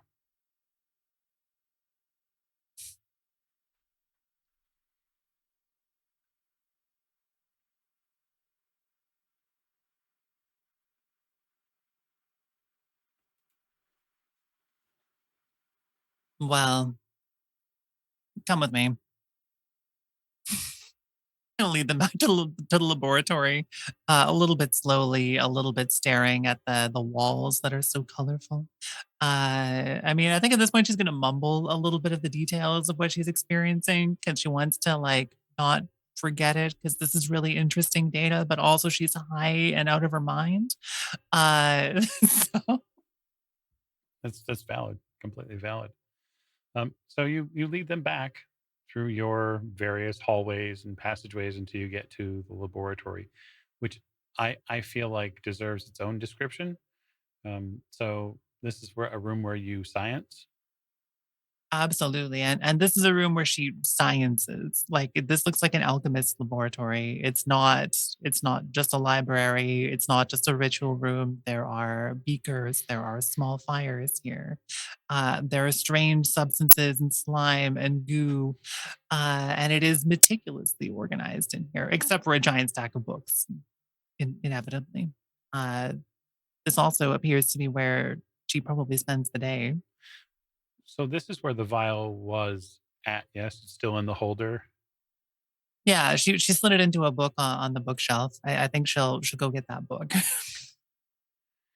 So I'm going to have everyone who's in the room make me a perception awareness roll.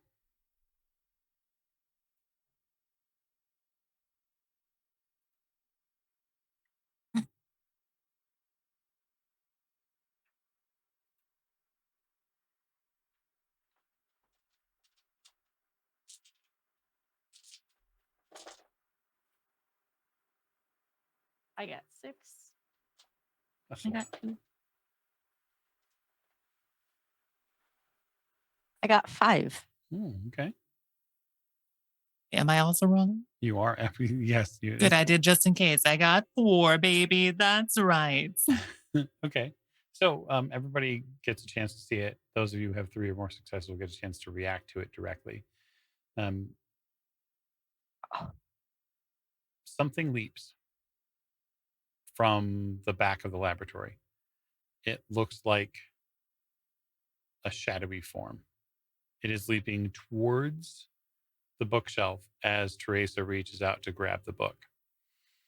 And so, what we're going to do now is we're going to roll initiative because that seems like a fun thing to do for us. We don't do a ton of direct combat on the show, but um, I feel like this is something that is totally fitting for us. So, I'm going to just have us roll initiative in the old World of Darkness way, which is single D10.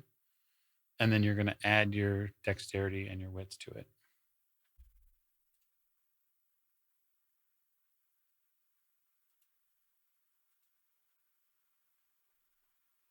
Let me know what you got. 11. 15. Ooh. Oh yeah, sorry.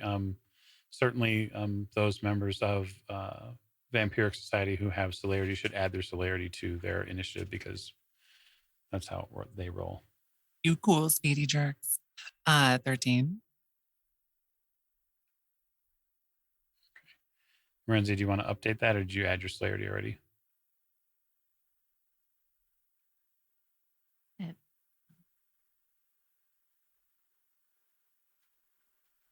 Okay. Philia. That would have been 16. My bad. No problem. You didn't hear a single thing I said. I did not. Were you on mute? I was. It's your superpower. It is my superpower. I am an 18 with my celerity. Okay. So you are 100% going first. I will give you this knowledge. So the knowledge that you have is the figure is roughly probably just a few inches taller really than you and Emerenzia are. They are dressed in very dark clothing. They have a blade in their hand, and it appears that they are both reaching for the book ahead of Teresa trying to grab it, but their other objective appears to be lashing out with this blade directly at your newly befriended Tremere. Yeah, so I want to punch him in the face. Okay. I think that's totally reasonable, given what you might want to do. So Yep. I will ask, are you going to spend any blood this turn? I am. I'm going to spend a blood and I'm going to spend a willpower. Okay, you're going to spend a blood point for... Oh, well, I guess I don't need to spend a blood point to activate potence because I just have it. Yeah, potence is just a natural, it's from your ghoul days. It is for my ghoul days. Do I need to spend a blood to activate celerity to get there faster, though? Yeah, so the things that you can do with celerity when you activate a blood point is it's going to do a couple things reflexively, right? So you're going to add your celerity to any dexterity-based tests that you make. They give you more dice. You're going to add your celerity rate into the number of yards or a meter meters you can cover in a turn. So we're not really in tactical combat here in the sense where we're going to make that calculation, but you'll always be able to move just a little further than anybody else. And so you can spend blood to ignore the difficulty penalties for multiple actions. So the cool part is that if you spend a blood and you decide that you want to hit this person multiple times, you can absolutely do that. That's sort of one of the benefits of celerity. You can do it without having to incur dice penalties. I'm going to do that. Okay. I'm going to hit this person or attempt to hit this person multiple times. Let's put it that way. I love that. Okay. So normally I would give you a dice penalty because you'd have to split your pool, but that's not necessary this time. So just go ahead and make dex brawl rolls. Okay. What's your celerity level? 2. Okay.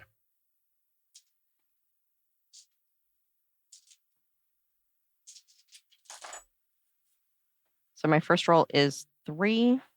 Mm-hmm. And my second roll is 2.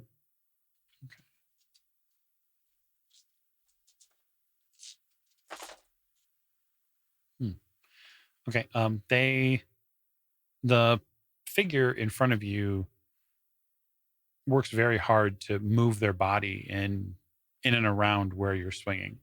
You see them as you come in faster than the wind moves to try to interdict them from stabbing Teresa. They pitch themselves to the left in hopes of getting out of the way of your first swing, which they do. But unfortunately for them, that also leaves them open for the left, which you're also throwing. You're sort of pivoting after you throw your right. So you will connect with the second. Okay. And so you'll roll strength plus, it's just a punch, right? So strength plus 2 plus potence.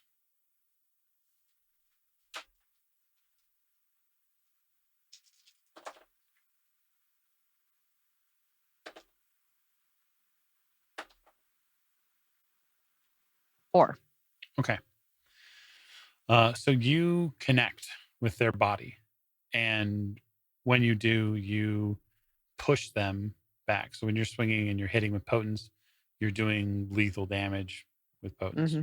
Luckily for vampires, they can soak lethal, although there is a cost to it.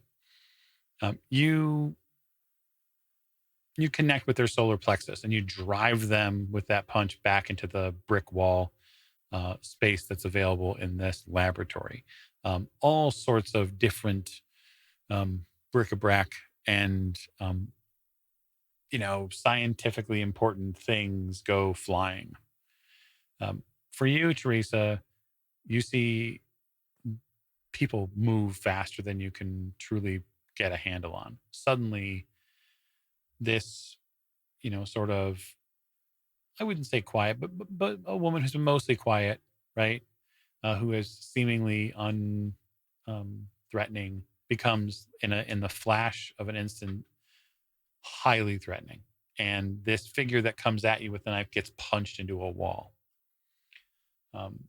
They are going to get an action, but not before Emerenzia on 16. Do I get a go this round since I didn't receive fast enough to like react? You Yeah. just said. Yeah, Oh, you'll be okay. You have celerity, so you can certainly act. Phenomenal. I am going to. Teresa had pulled the book with the vial out already when this happened, correct? Yeah, so they've reached for it. They pulled it out from the shelf. It's sort of just cleared the rest of the books when this shadowy figure leapt at them. Cool. It's going to look like I'm using my body to shield Teresa. But man, the way I want to protect that book. The book is really the priority here. So I am see how it going is. to Sniff, sniffle, sniff, pull sniff, sniffle. her and this book aside and get in front of them. Just sort of be ready in case Ophelia doesn't absolutely rock this guy. But I'm going to strategically and heroically position myself in the way of danger in front of this book and Teresa. And Awesome. that's it. Okay. It's just a lot of posturing. So after being slammed into the wall, this figure is going to pitch its dagger in an attempt to connect with Teresa, which you are now standing directly in front of. Of course, in hopes to shield yourself. And they are going to make a dexterity and melee roll.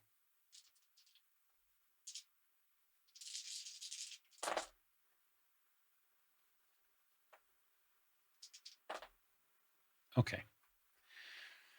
So I just want to get things cleared, just so we're clear. You are shielding her from getting attacked, yes? Yes. Okay. That's all I need to know. So what I am going to have you do then is I am going to have you roll stamina. Because you're not trying to get out of the way, you're not dodging, you're just trying to take this hit.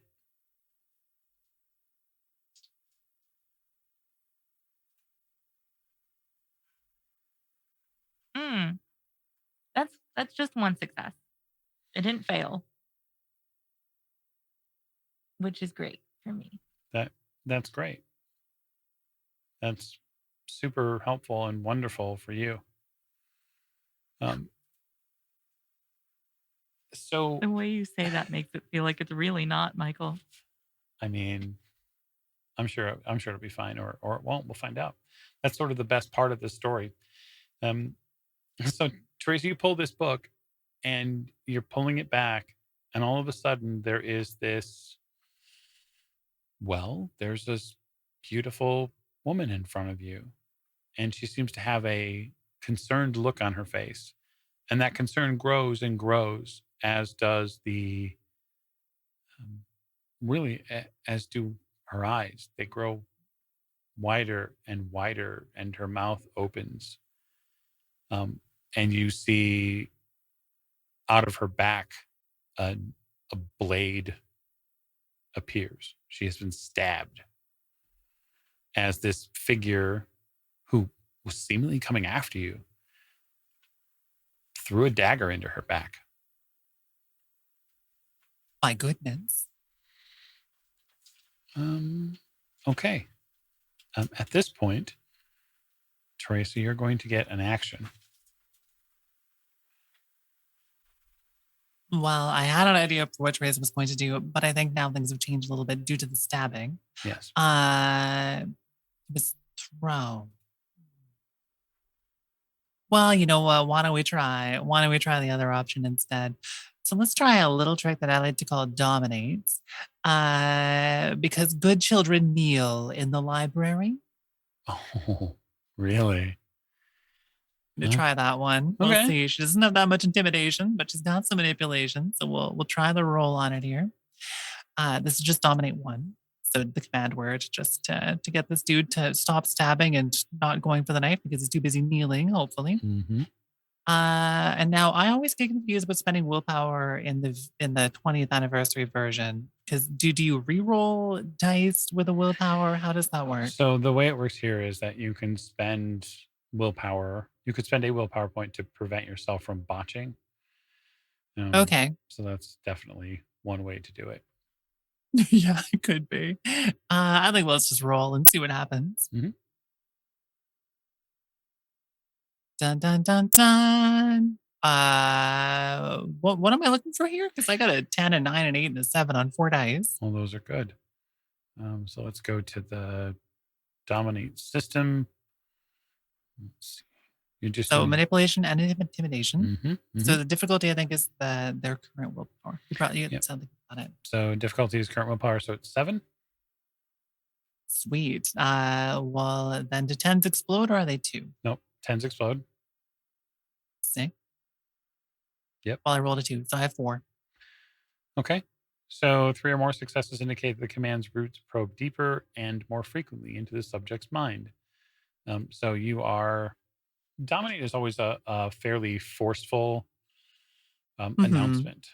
You command their blood to listen to you. It's not even their body. Well, and it should. It knows what's good for it. You kneel in the library. And good children do, at least. Yes. Good children kneel in the library.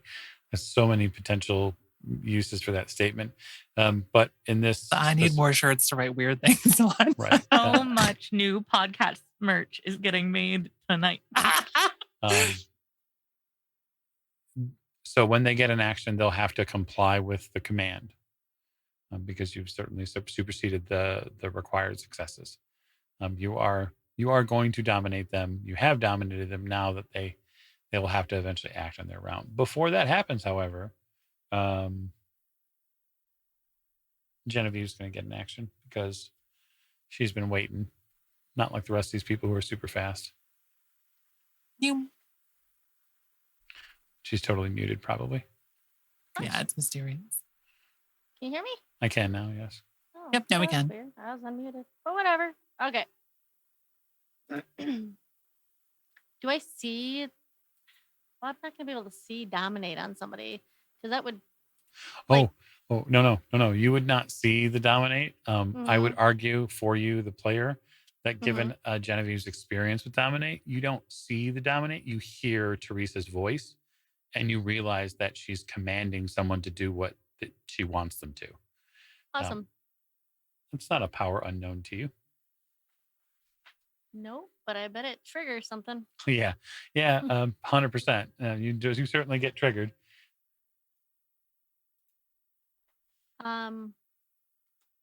Yeah, that's amazing.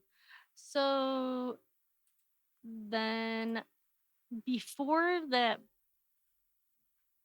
and she's doing it at the shadowy figure, right? Not the bright lighted angel thing that. Okay. Yeah, the bright lighted angel thing is gone. Okay. Good. So am I close enough to grab the shadowy whatever? Yeah, you could certainly go over there and assert yourself on this person. Yeah, I'd like to grab this person using my strength / what it would be? It'd be brawl probably. Yep, it's a strength brawl roll. But I also have crushing grip as a trait. Okay, so you can reroll 10s. And so I have 7 dice for that. But I'm basically going to grab them by the back of the neck and slam them to the ground. Okay. That'll be my deal. I love it. Hulk smash. I mean, you are the muscle mommy of the group, so it's time to play it up.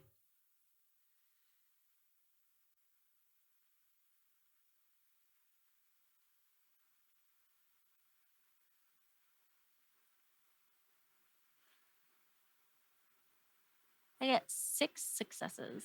Yeah, that's quite a lot, way more than I have.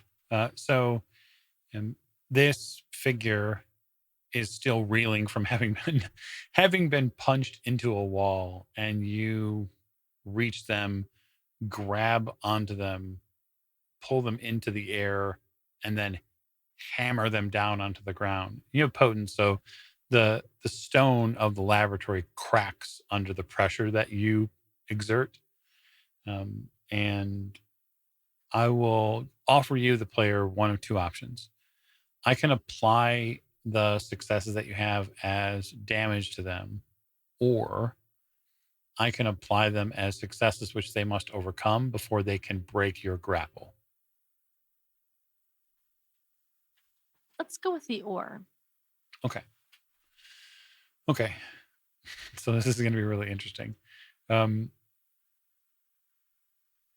We'll come back to the top of the round where Ophelia is at. You've seen this sort of play out. What's Ophelia going to do? For the moment, with Genevieve having this person seemingly under control, I'm gonna take a look at poor Emerenzia and try to like get that knife out and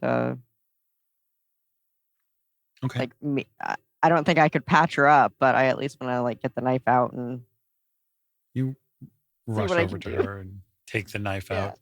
When you take the knife out, the wound, a gout of like viscous black fluid comes out of the wound. And it's at that point where Emerenzia is going to roll willpower. Okay.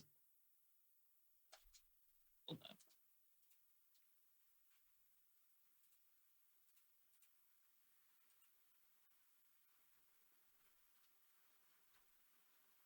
So I got one success for you.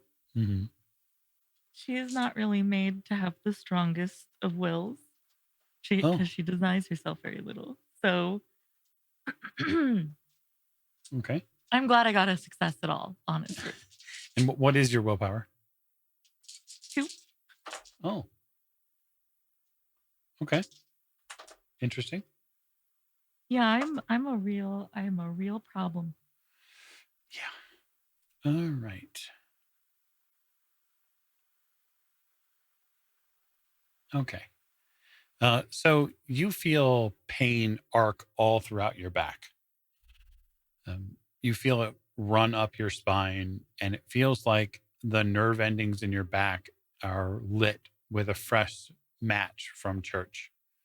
It crawls all the way along your back, up and over your shoulders, and it forces your body to arch in an exceedingly uncomfortable way. I'm going to deal you 6 boxes of bashing damage. You watch this fluid pour out of her, and as soon as the knife comes out and the fluid comes out, it's a horror story begins in front of your eyes. Her skin darkens, you hear her scream, but you've got the knife out.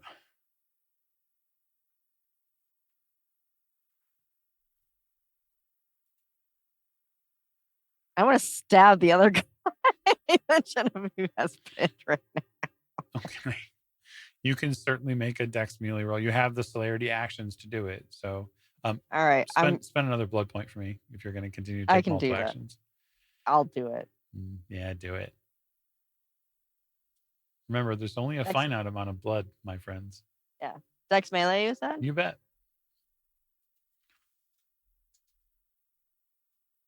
1. Okay. So this is sort of interesting, right? The target has been dominated. The target is also being held down. So I'm going to give them dice minus the dice of them being held, which they don't do very well on. So go ahead and roll strength +1. Okay.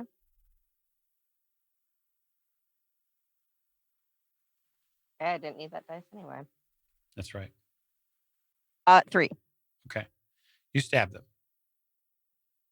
They give a deep sort of guttural grunt as you plunge this blade into them. They say something in a foreign language. If anyone here can speak Arabic, then they say I can. they say mercy, but the tonation or the direction of that is more like please be merciful, as if they're petitioning God to be merciful, not you. And that's your action. So Emerensia, you have taken a few boxes of damage, and those few boxes of damage have likely modified your initiative given your wound penalties. Mm-hmm. So what minus are you at? -5. Okay. So you're back down here on 11 with Genevieve. You can hang out with her for a second. And then we will move then to this man who's being held down, or this person. They are going to attempt to comply with Teresa's order. And in doing so, they're going to try to roll strength to get to their knees so that way they may comply with the dominate.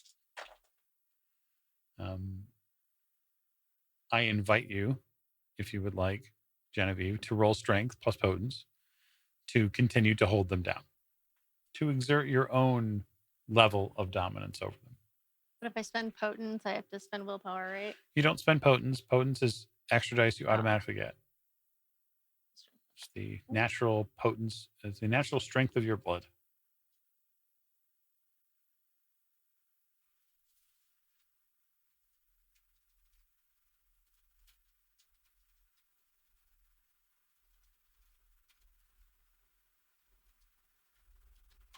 And the ones cancel out any successes. So They do. 0 successes. Apparently, I was really confident in my previous roll. You were. You try to hold them down. They do the only thing that their blood allows them to do. They rise enough to get to their knees, and then they kneel, head held down in reverence, blood pouring down their chest now from the stab wound. And that's their action. They have complied with with the command. And now it's Teresa's turn. She's going to go stand, I guess, now in front of Emerenzia. She's not really a fighter, but she is going to just slap this guy in the face because how dare you slap? Yeah, you get off a real good slap. It reveals the figure's face, which is bearded, darker skin, and sort of bushy eyebrows. They're staring down at the floor.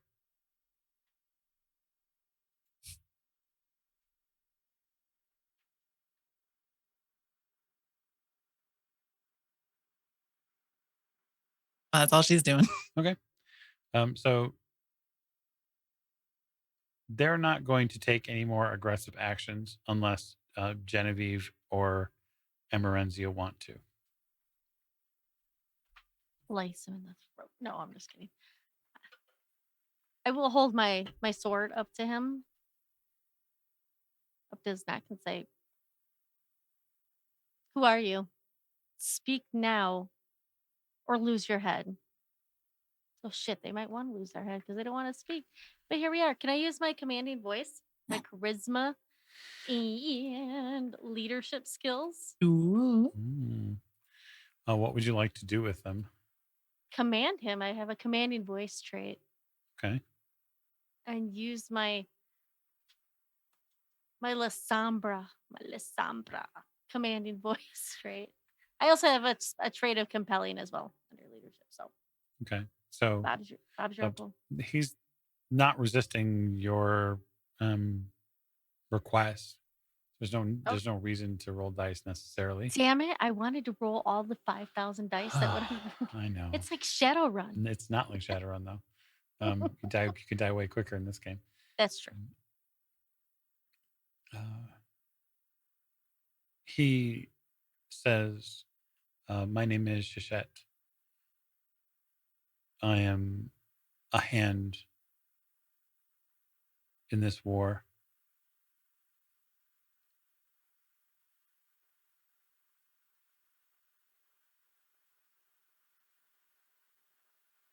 I need more.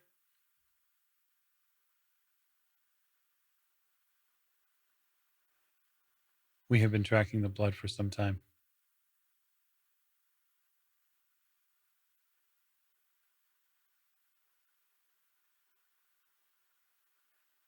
I have been tasked with returning with it.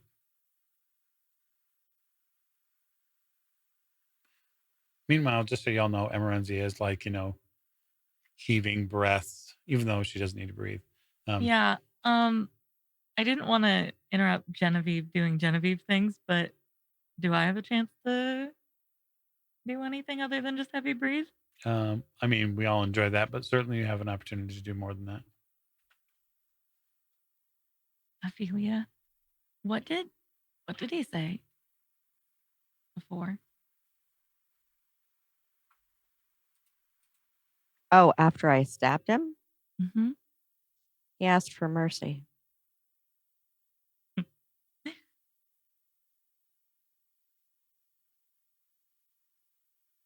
I don't think that he should find any in a room like this. That's something for a god to give out or a master. Personally, to me, that was not my favorite way to have something in me or my favorite thing to make a back arch. And I would like to get out of here. Not to mention that harp. Oh, gosh, the harp. My harp. Oh, spines can heal. Oh, I'm going to have to get my harp repaired. Yep. Yeah, and for you, Teresa, just background wise, in case you're not familiar, obviously, Clan Tremere and the Banu Hakim don't necessarily see eye to eye on basically anything. Oh yeah, no, of course. These guys are dicks. And he's violated your chantry and your laboratory space. So what is your plan with him, children? Yeah, Marenzia should have her way with him. And not in the fun way. I was like, oh no, it's that show again. Well, here we are. It's been a few No. episodes. We gotta. It has been a few episodes. I think we should return the remainder of that vial and Emerenzia and him As a prisoner. to Hide the real Dama. tight. Like a gift. Yes. Survive back to the Dama. Yes, back to the Dama. No, I'm not worried about you surviving. I know you'll survive, Ophelia. But Emerenzia seems to be a smidge under the weather.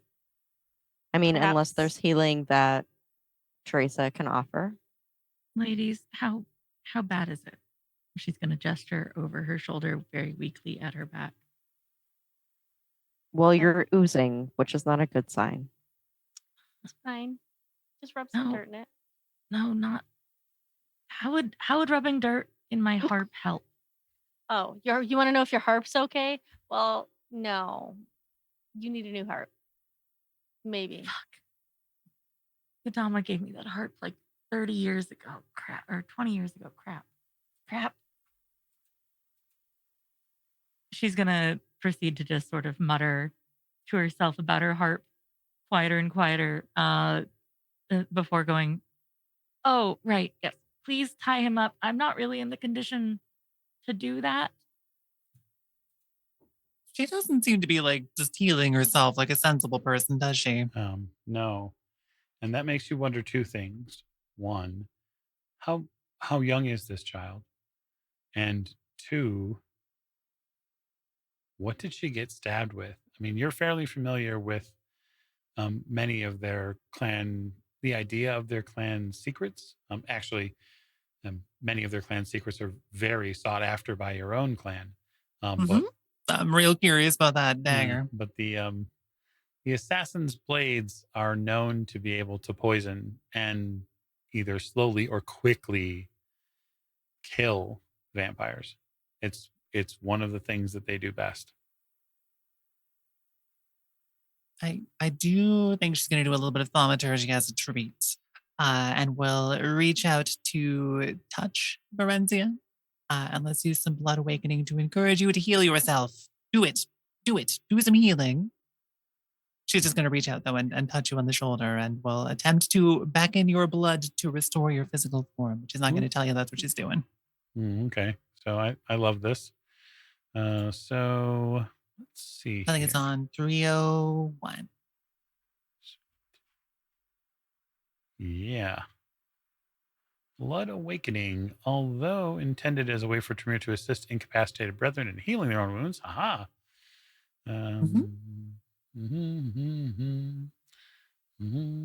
Thaumaturgy spends a blood point, which Teresa can easily do, and rolls for a success. So you're going to roll willpower. Each I have 4 successes. Okay, each success forces the target to spend 1 blood point. Oh, ow. Okay, so so that means that Maybe wasn't hoping to get 4 successes. it is what it is. So Emerens is going to spend 4 points of blood, and you're going to attempt to heal some damage.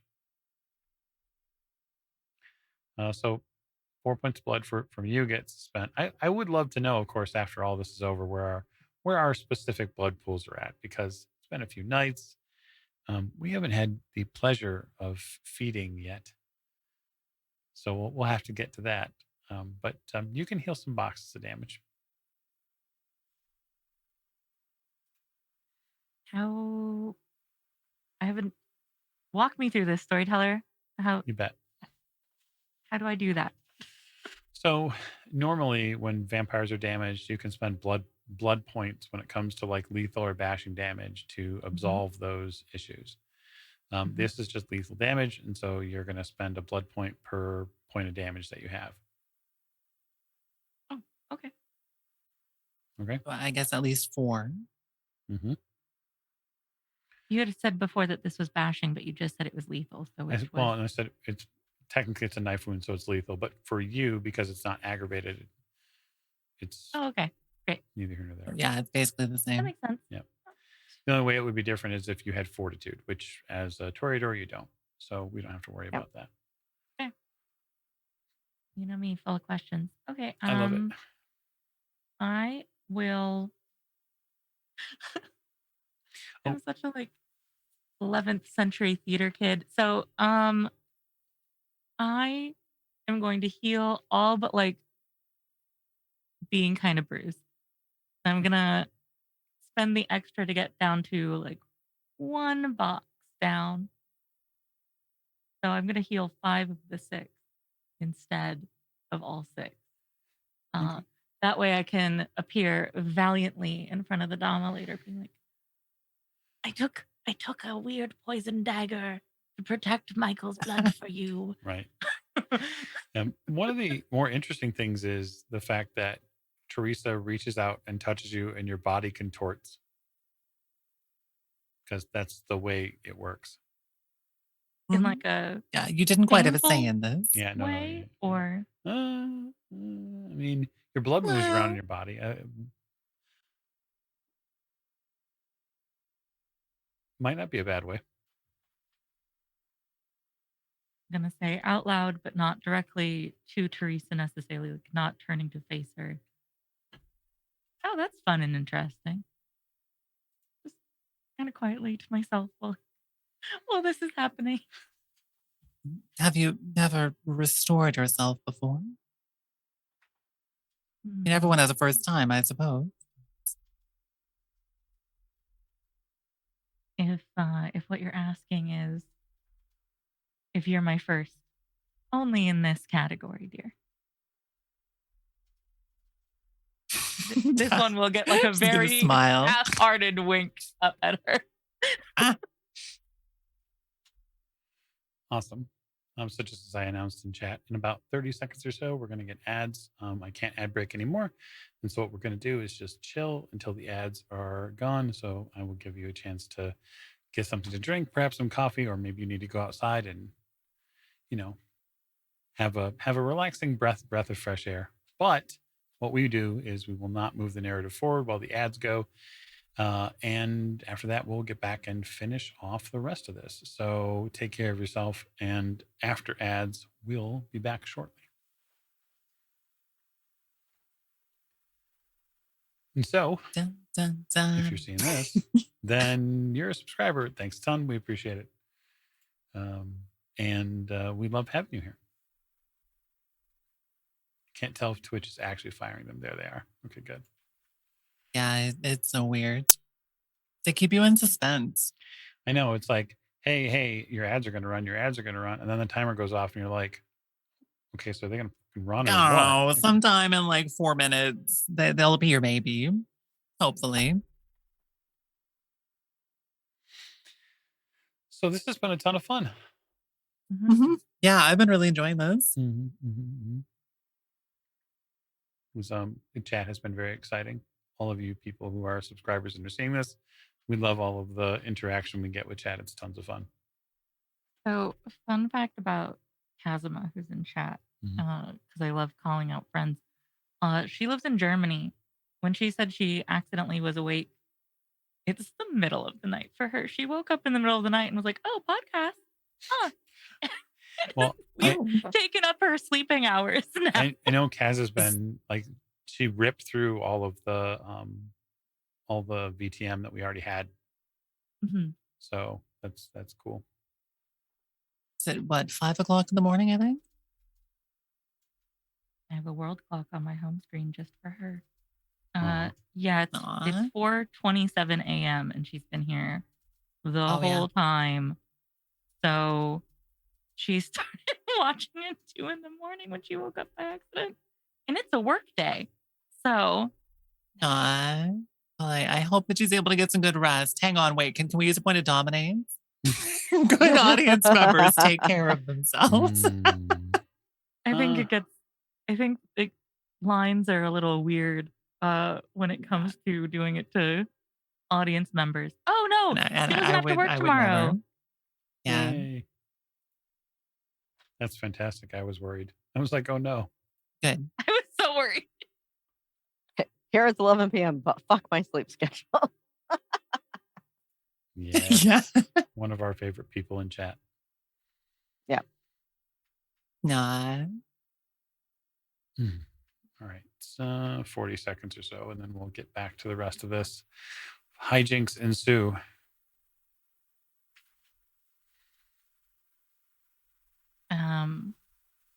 The way that I'm going to make a thing that says birds fly, fish swim, I flirt. It's pretty perfect. I am wearing the Ghoulies shirt tonight, just for the record. Oh, I did see that. You were supposed to wear that at the con, and you didn't wear it. Yeah. You know what the problem was? I brought like 150 pieces of clothing to the convention. I wore mine at the con. You did. You just gotta stack them all and then just keep doing quick changes behind like pillars or something. You're just like, you walk around the corner and you're in a different t-shirt. Oh. All right. We are back from ads and all of our strange time zone talk. Okay. So we re-engage the scene in the laboratory. And so this figure doesn't move. He stays directly where he was told to stay. He kneels. You have questioned him a little bit. It's clear that he was here to do something terrible, likely directly to you, Teresa. But moreover, he was after the blood, which now that you've tasted it, you have a real good idea why. Uh huh. Well, if you're going to take him with you, leave the dagger here. That seems like a fair exchange. All right. Next time we meet again, should we meet again, tell me why I'm oozing. I would love to figure that out. Great. Then we have an extra reason to see each other again. How convenient. All right. So, you're going to hand the vial back over? Yeah, I mean, in the book, it's just like hand the book over. Oh, okay. It's just like random, I don't know, random science stuff with like a little hole cut in it that strategically is a vial placed in it that is almost entirely full. I'm going to look inside the book Okay. and then look back at her. Ah, thank you. the Don't mention disappointment it. is palpable. The disappointment should be able to be cut between us with a knife. Of course. But thank you. I will return this safely to where it belongs. Sounds like that's a good idea. She is going to take it out of the book and put it directly back in her dress, though, and hand the book back to Teresa. Thanks. I'll be sure to store other mysteriously powerful vials of blood in this next time. I'm going to put it back in the shelf. Can't blame someone for trying. I certainly didn't expect it to be that powerful. I thought it might give me an edge over someone in the future. Not so in this case. The list of things you could potentially do with that blood are a little dizzying, but Uh-huh. the potential backlash for doing it is it's sort of like having a bomb. Yeah, and like a bomb that talks to you threateningly and glows with holy light is like maybe a problem for her when she's trying to keep like a low profile. So Yes. Yes. So I'll ask Genevieve because I'm imagining you're going to be in charge of the prisoner. How are you securing this prisoner? Well, I imagine there's some sort of rope or something. Teresa seems like she'd be the type of person that would have the rope around. Hmm. Genevieve's a little jealous that Emerenzia is doing her flirting thing. Really? I mean, you could certainly try. You have flirty abilities as well. I do. I'm not feeling flirty at the moment because Teresa had some of the blood. And I'm sure I Uh-huh. can smell it. And she was fully gonna steal it. Mhm. Mhm. And so But she totally does mysteriously have a lot of rope lying around. I'm shocked. It's really strange, actually. There's quite a bit of rope here. There is. There is. And so I grab some of that and I tie the prisoner up by the, you know, with his hands behind his back. And um honestly, if there's any like sacks around or anything, like, small sacks, I throw a flour sack or something over his head too. Cause yeah, if you're gonna be our prisoner, you're gonna be our prisoner. Okay, you do so. You walk him from the laboratory back upstairs. Yeah, I'll tell him where the steps are. I'm not gonna be It gives you a unreasonable amount of enjoyment having power over him. yeah. On the inside, I want to smash his face into the ground, but on the outside, I, you know, walk him up the stairs with little fanfare, and as I pass by Teresa, I just give her a look because we haven't interacted much. I don't have any desire No, to she'll smile at you. interact. That's more. I let Emerantia have her you know, have her moment and shine like the angel that she is. She got stabbed. Oh, well, The shiniest of activities. she's all healed or something now. And Ophelia and her, tight clothes and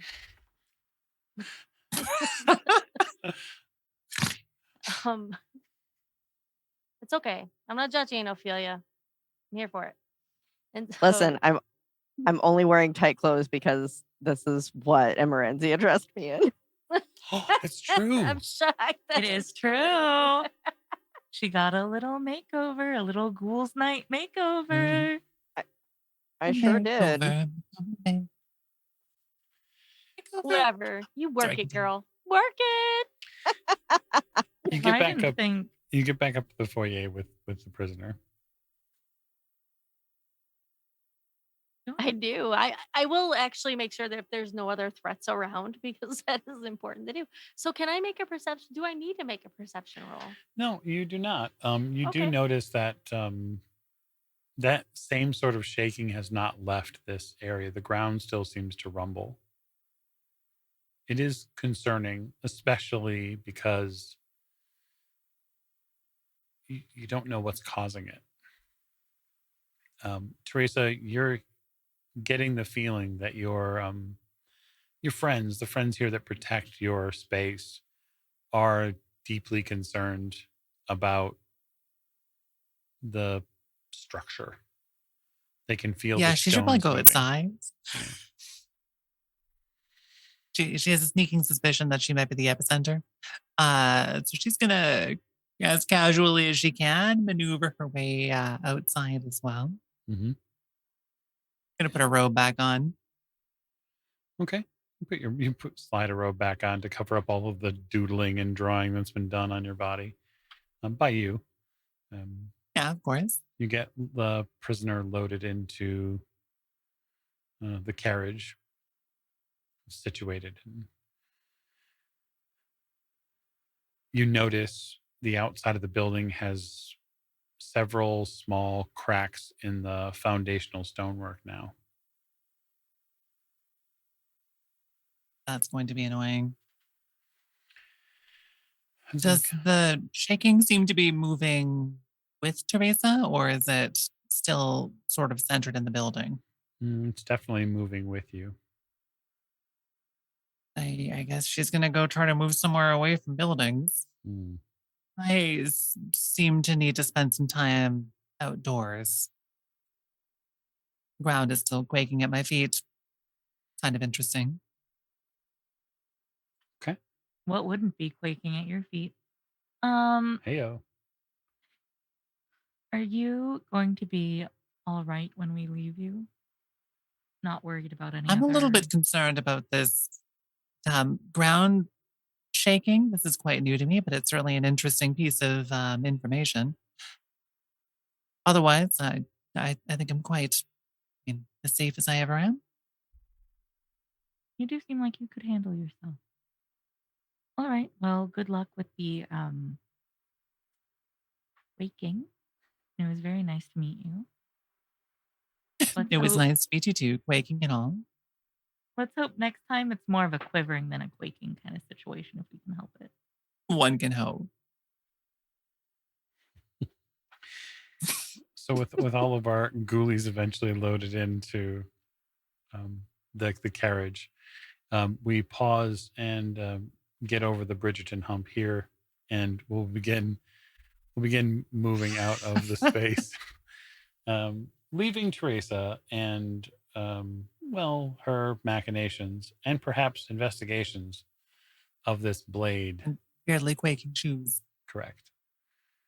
So we will a little early begin to sort of wind down this episode. But before we do, I think it is with merit that we add a few environmental touches. The quaking continues, and it isn't but more than perhaps a few minutes that the trio and their prisoner realize that the quaking is following them. It moves through the streets. It rattles the iron in the carriage. Obviously, Teresa will eventually notice that the quaking stops. Oh, good. She's probably totally fine. She's gonna go home and go like have a nap or something. Goodness, what an evening. The three of you begin to experience auditory hallucinations. Mhm. You hear Michael's voice in your ear, and the voice says, "The blood has been tasted, the secret told, and soon I will need to wake."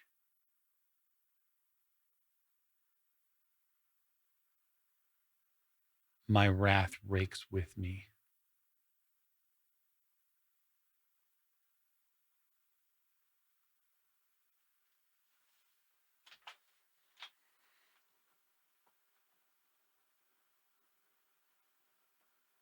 Yeah, I don't like the sounds of that. I'm shaken for sure. But I did, did somebody drink the blood? I look at the prisoner. You He's know, he's who's got a bagged. sack? Yeah. Who's What do got you? a sack over his head? You. I whisper in his ear. Did you drink the blood out of the vial? No, I would never commit such a heinous act. Hmm. I think it was our host. was Oh, I probably know that part of she the did. experiment. Yeah, but she was only supposed. I mean, I don't know how much she took because I wasn't there. I just know what I heard on this Twitch stream while I was listening.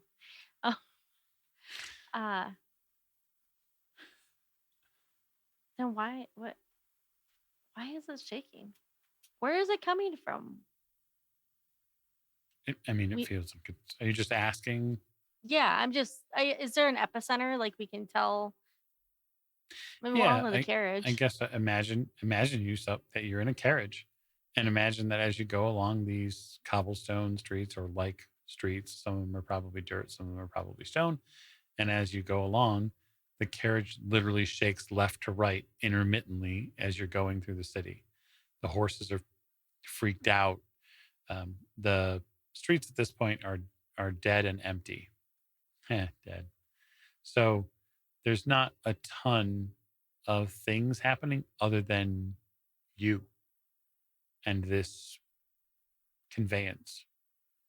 As a person who has it kind of literally against me, um, is the vial still, or is it also acting weird at all? No, Like, is no, it shaky or it is it absolutely just it absolutely trembles in your dress. that's gonna be hard to ignore? Mhm. Um, but it means to speak even less and less my ghoulies speak to me because otherwise I'd probably sound like this because it's against my diaphragm. Uh, Yes, I could totally see that.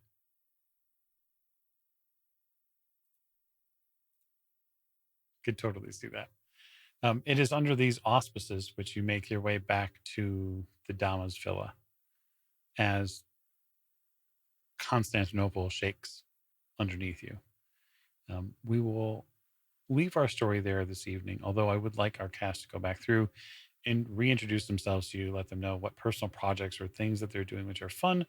And then also, don't anyone go anywhere because we are going to raid out into a friend. So we want to make sure that we can do that. I have one that is absolutely loaded up for us.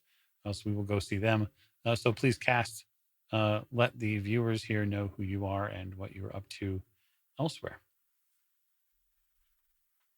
Morgan, and I played Genevieve de Montfort this evening. Our pronouns are she, her. I'm a cast member on the Old Ways podcast.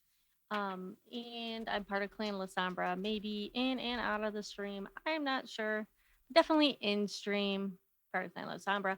And you can generally find me on the Old Ways Discord server, jabbing about something or another, usually things. like in the TV channel. And current projects, I think we've talked about, I think, God's Teeth. We Hmm. don't think we have a release date for that. RuneQuest just started back up, so come Adventures in Dragon Pass, Children of the Periphery. We had a great 70s night at the end of March that was We did. recently released. That was a lot of fun. It included well, Miss Bunny Hearted over here, and my brain, I can't remember who else was in that, but there were people. It was fun. I think it was actually everybody was, I don't know, fucking. It's late. All right, I'm done. Awesome. Hugs. Mic drop. How do you go after that? You know, No idea. humbling. So hi, I'm Bunny, aka Fiery Ashes. I played our Toreador vampire Emerenzia. Our pronouns are also she, her. I'm a full-time streamer. I do variety streams 4 days a week with a sometimes bonus fifth stream a week every other Saturday for some extra horror gaming. But I do a little bit of all sorts of stuff. I also have a 5-day streaming charity marathon coming up at the beginning of May. It includes a 24-hour stream, and it's benefiting the Lupus Foundation of America, who I moderate the Discord of and help moderate this event for every year. And it's our 6th year, and I'm so excited.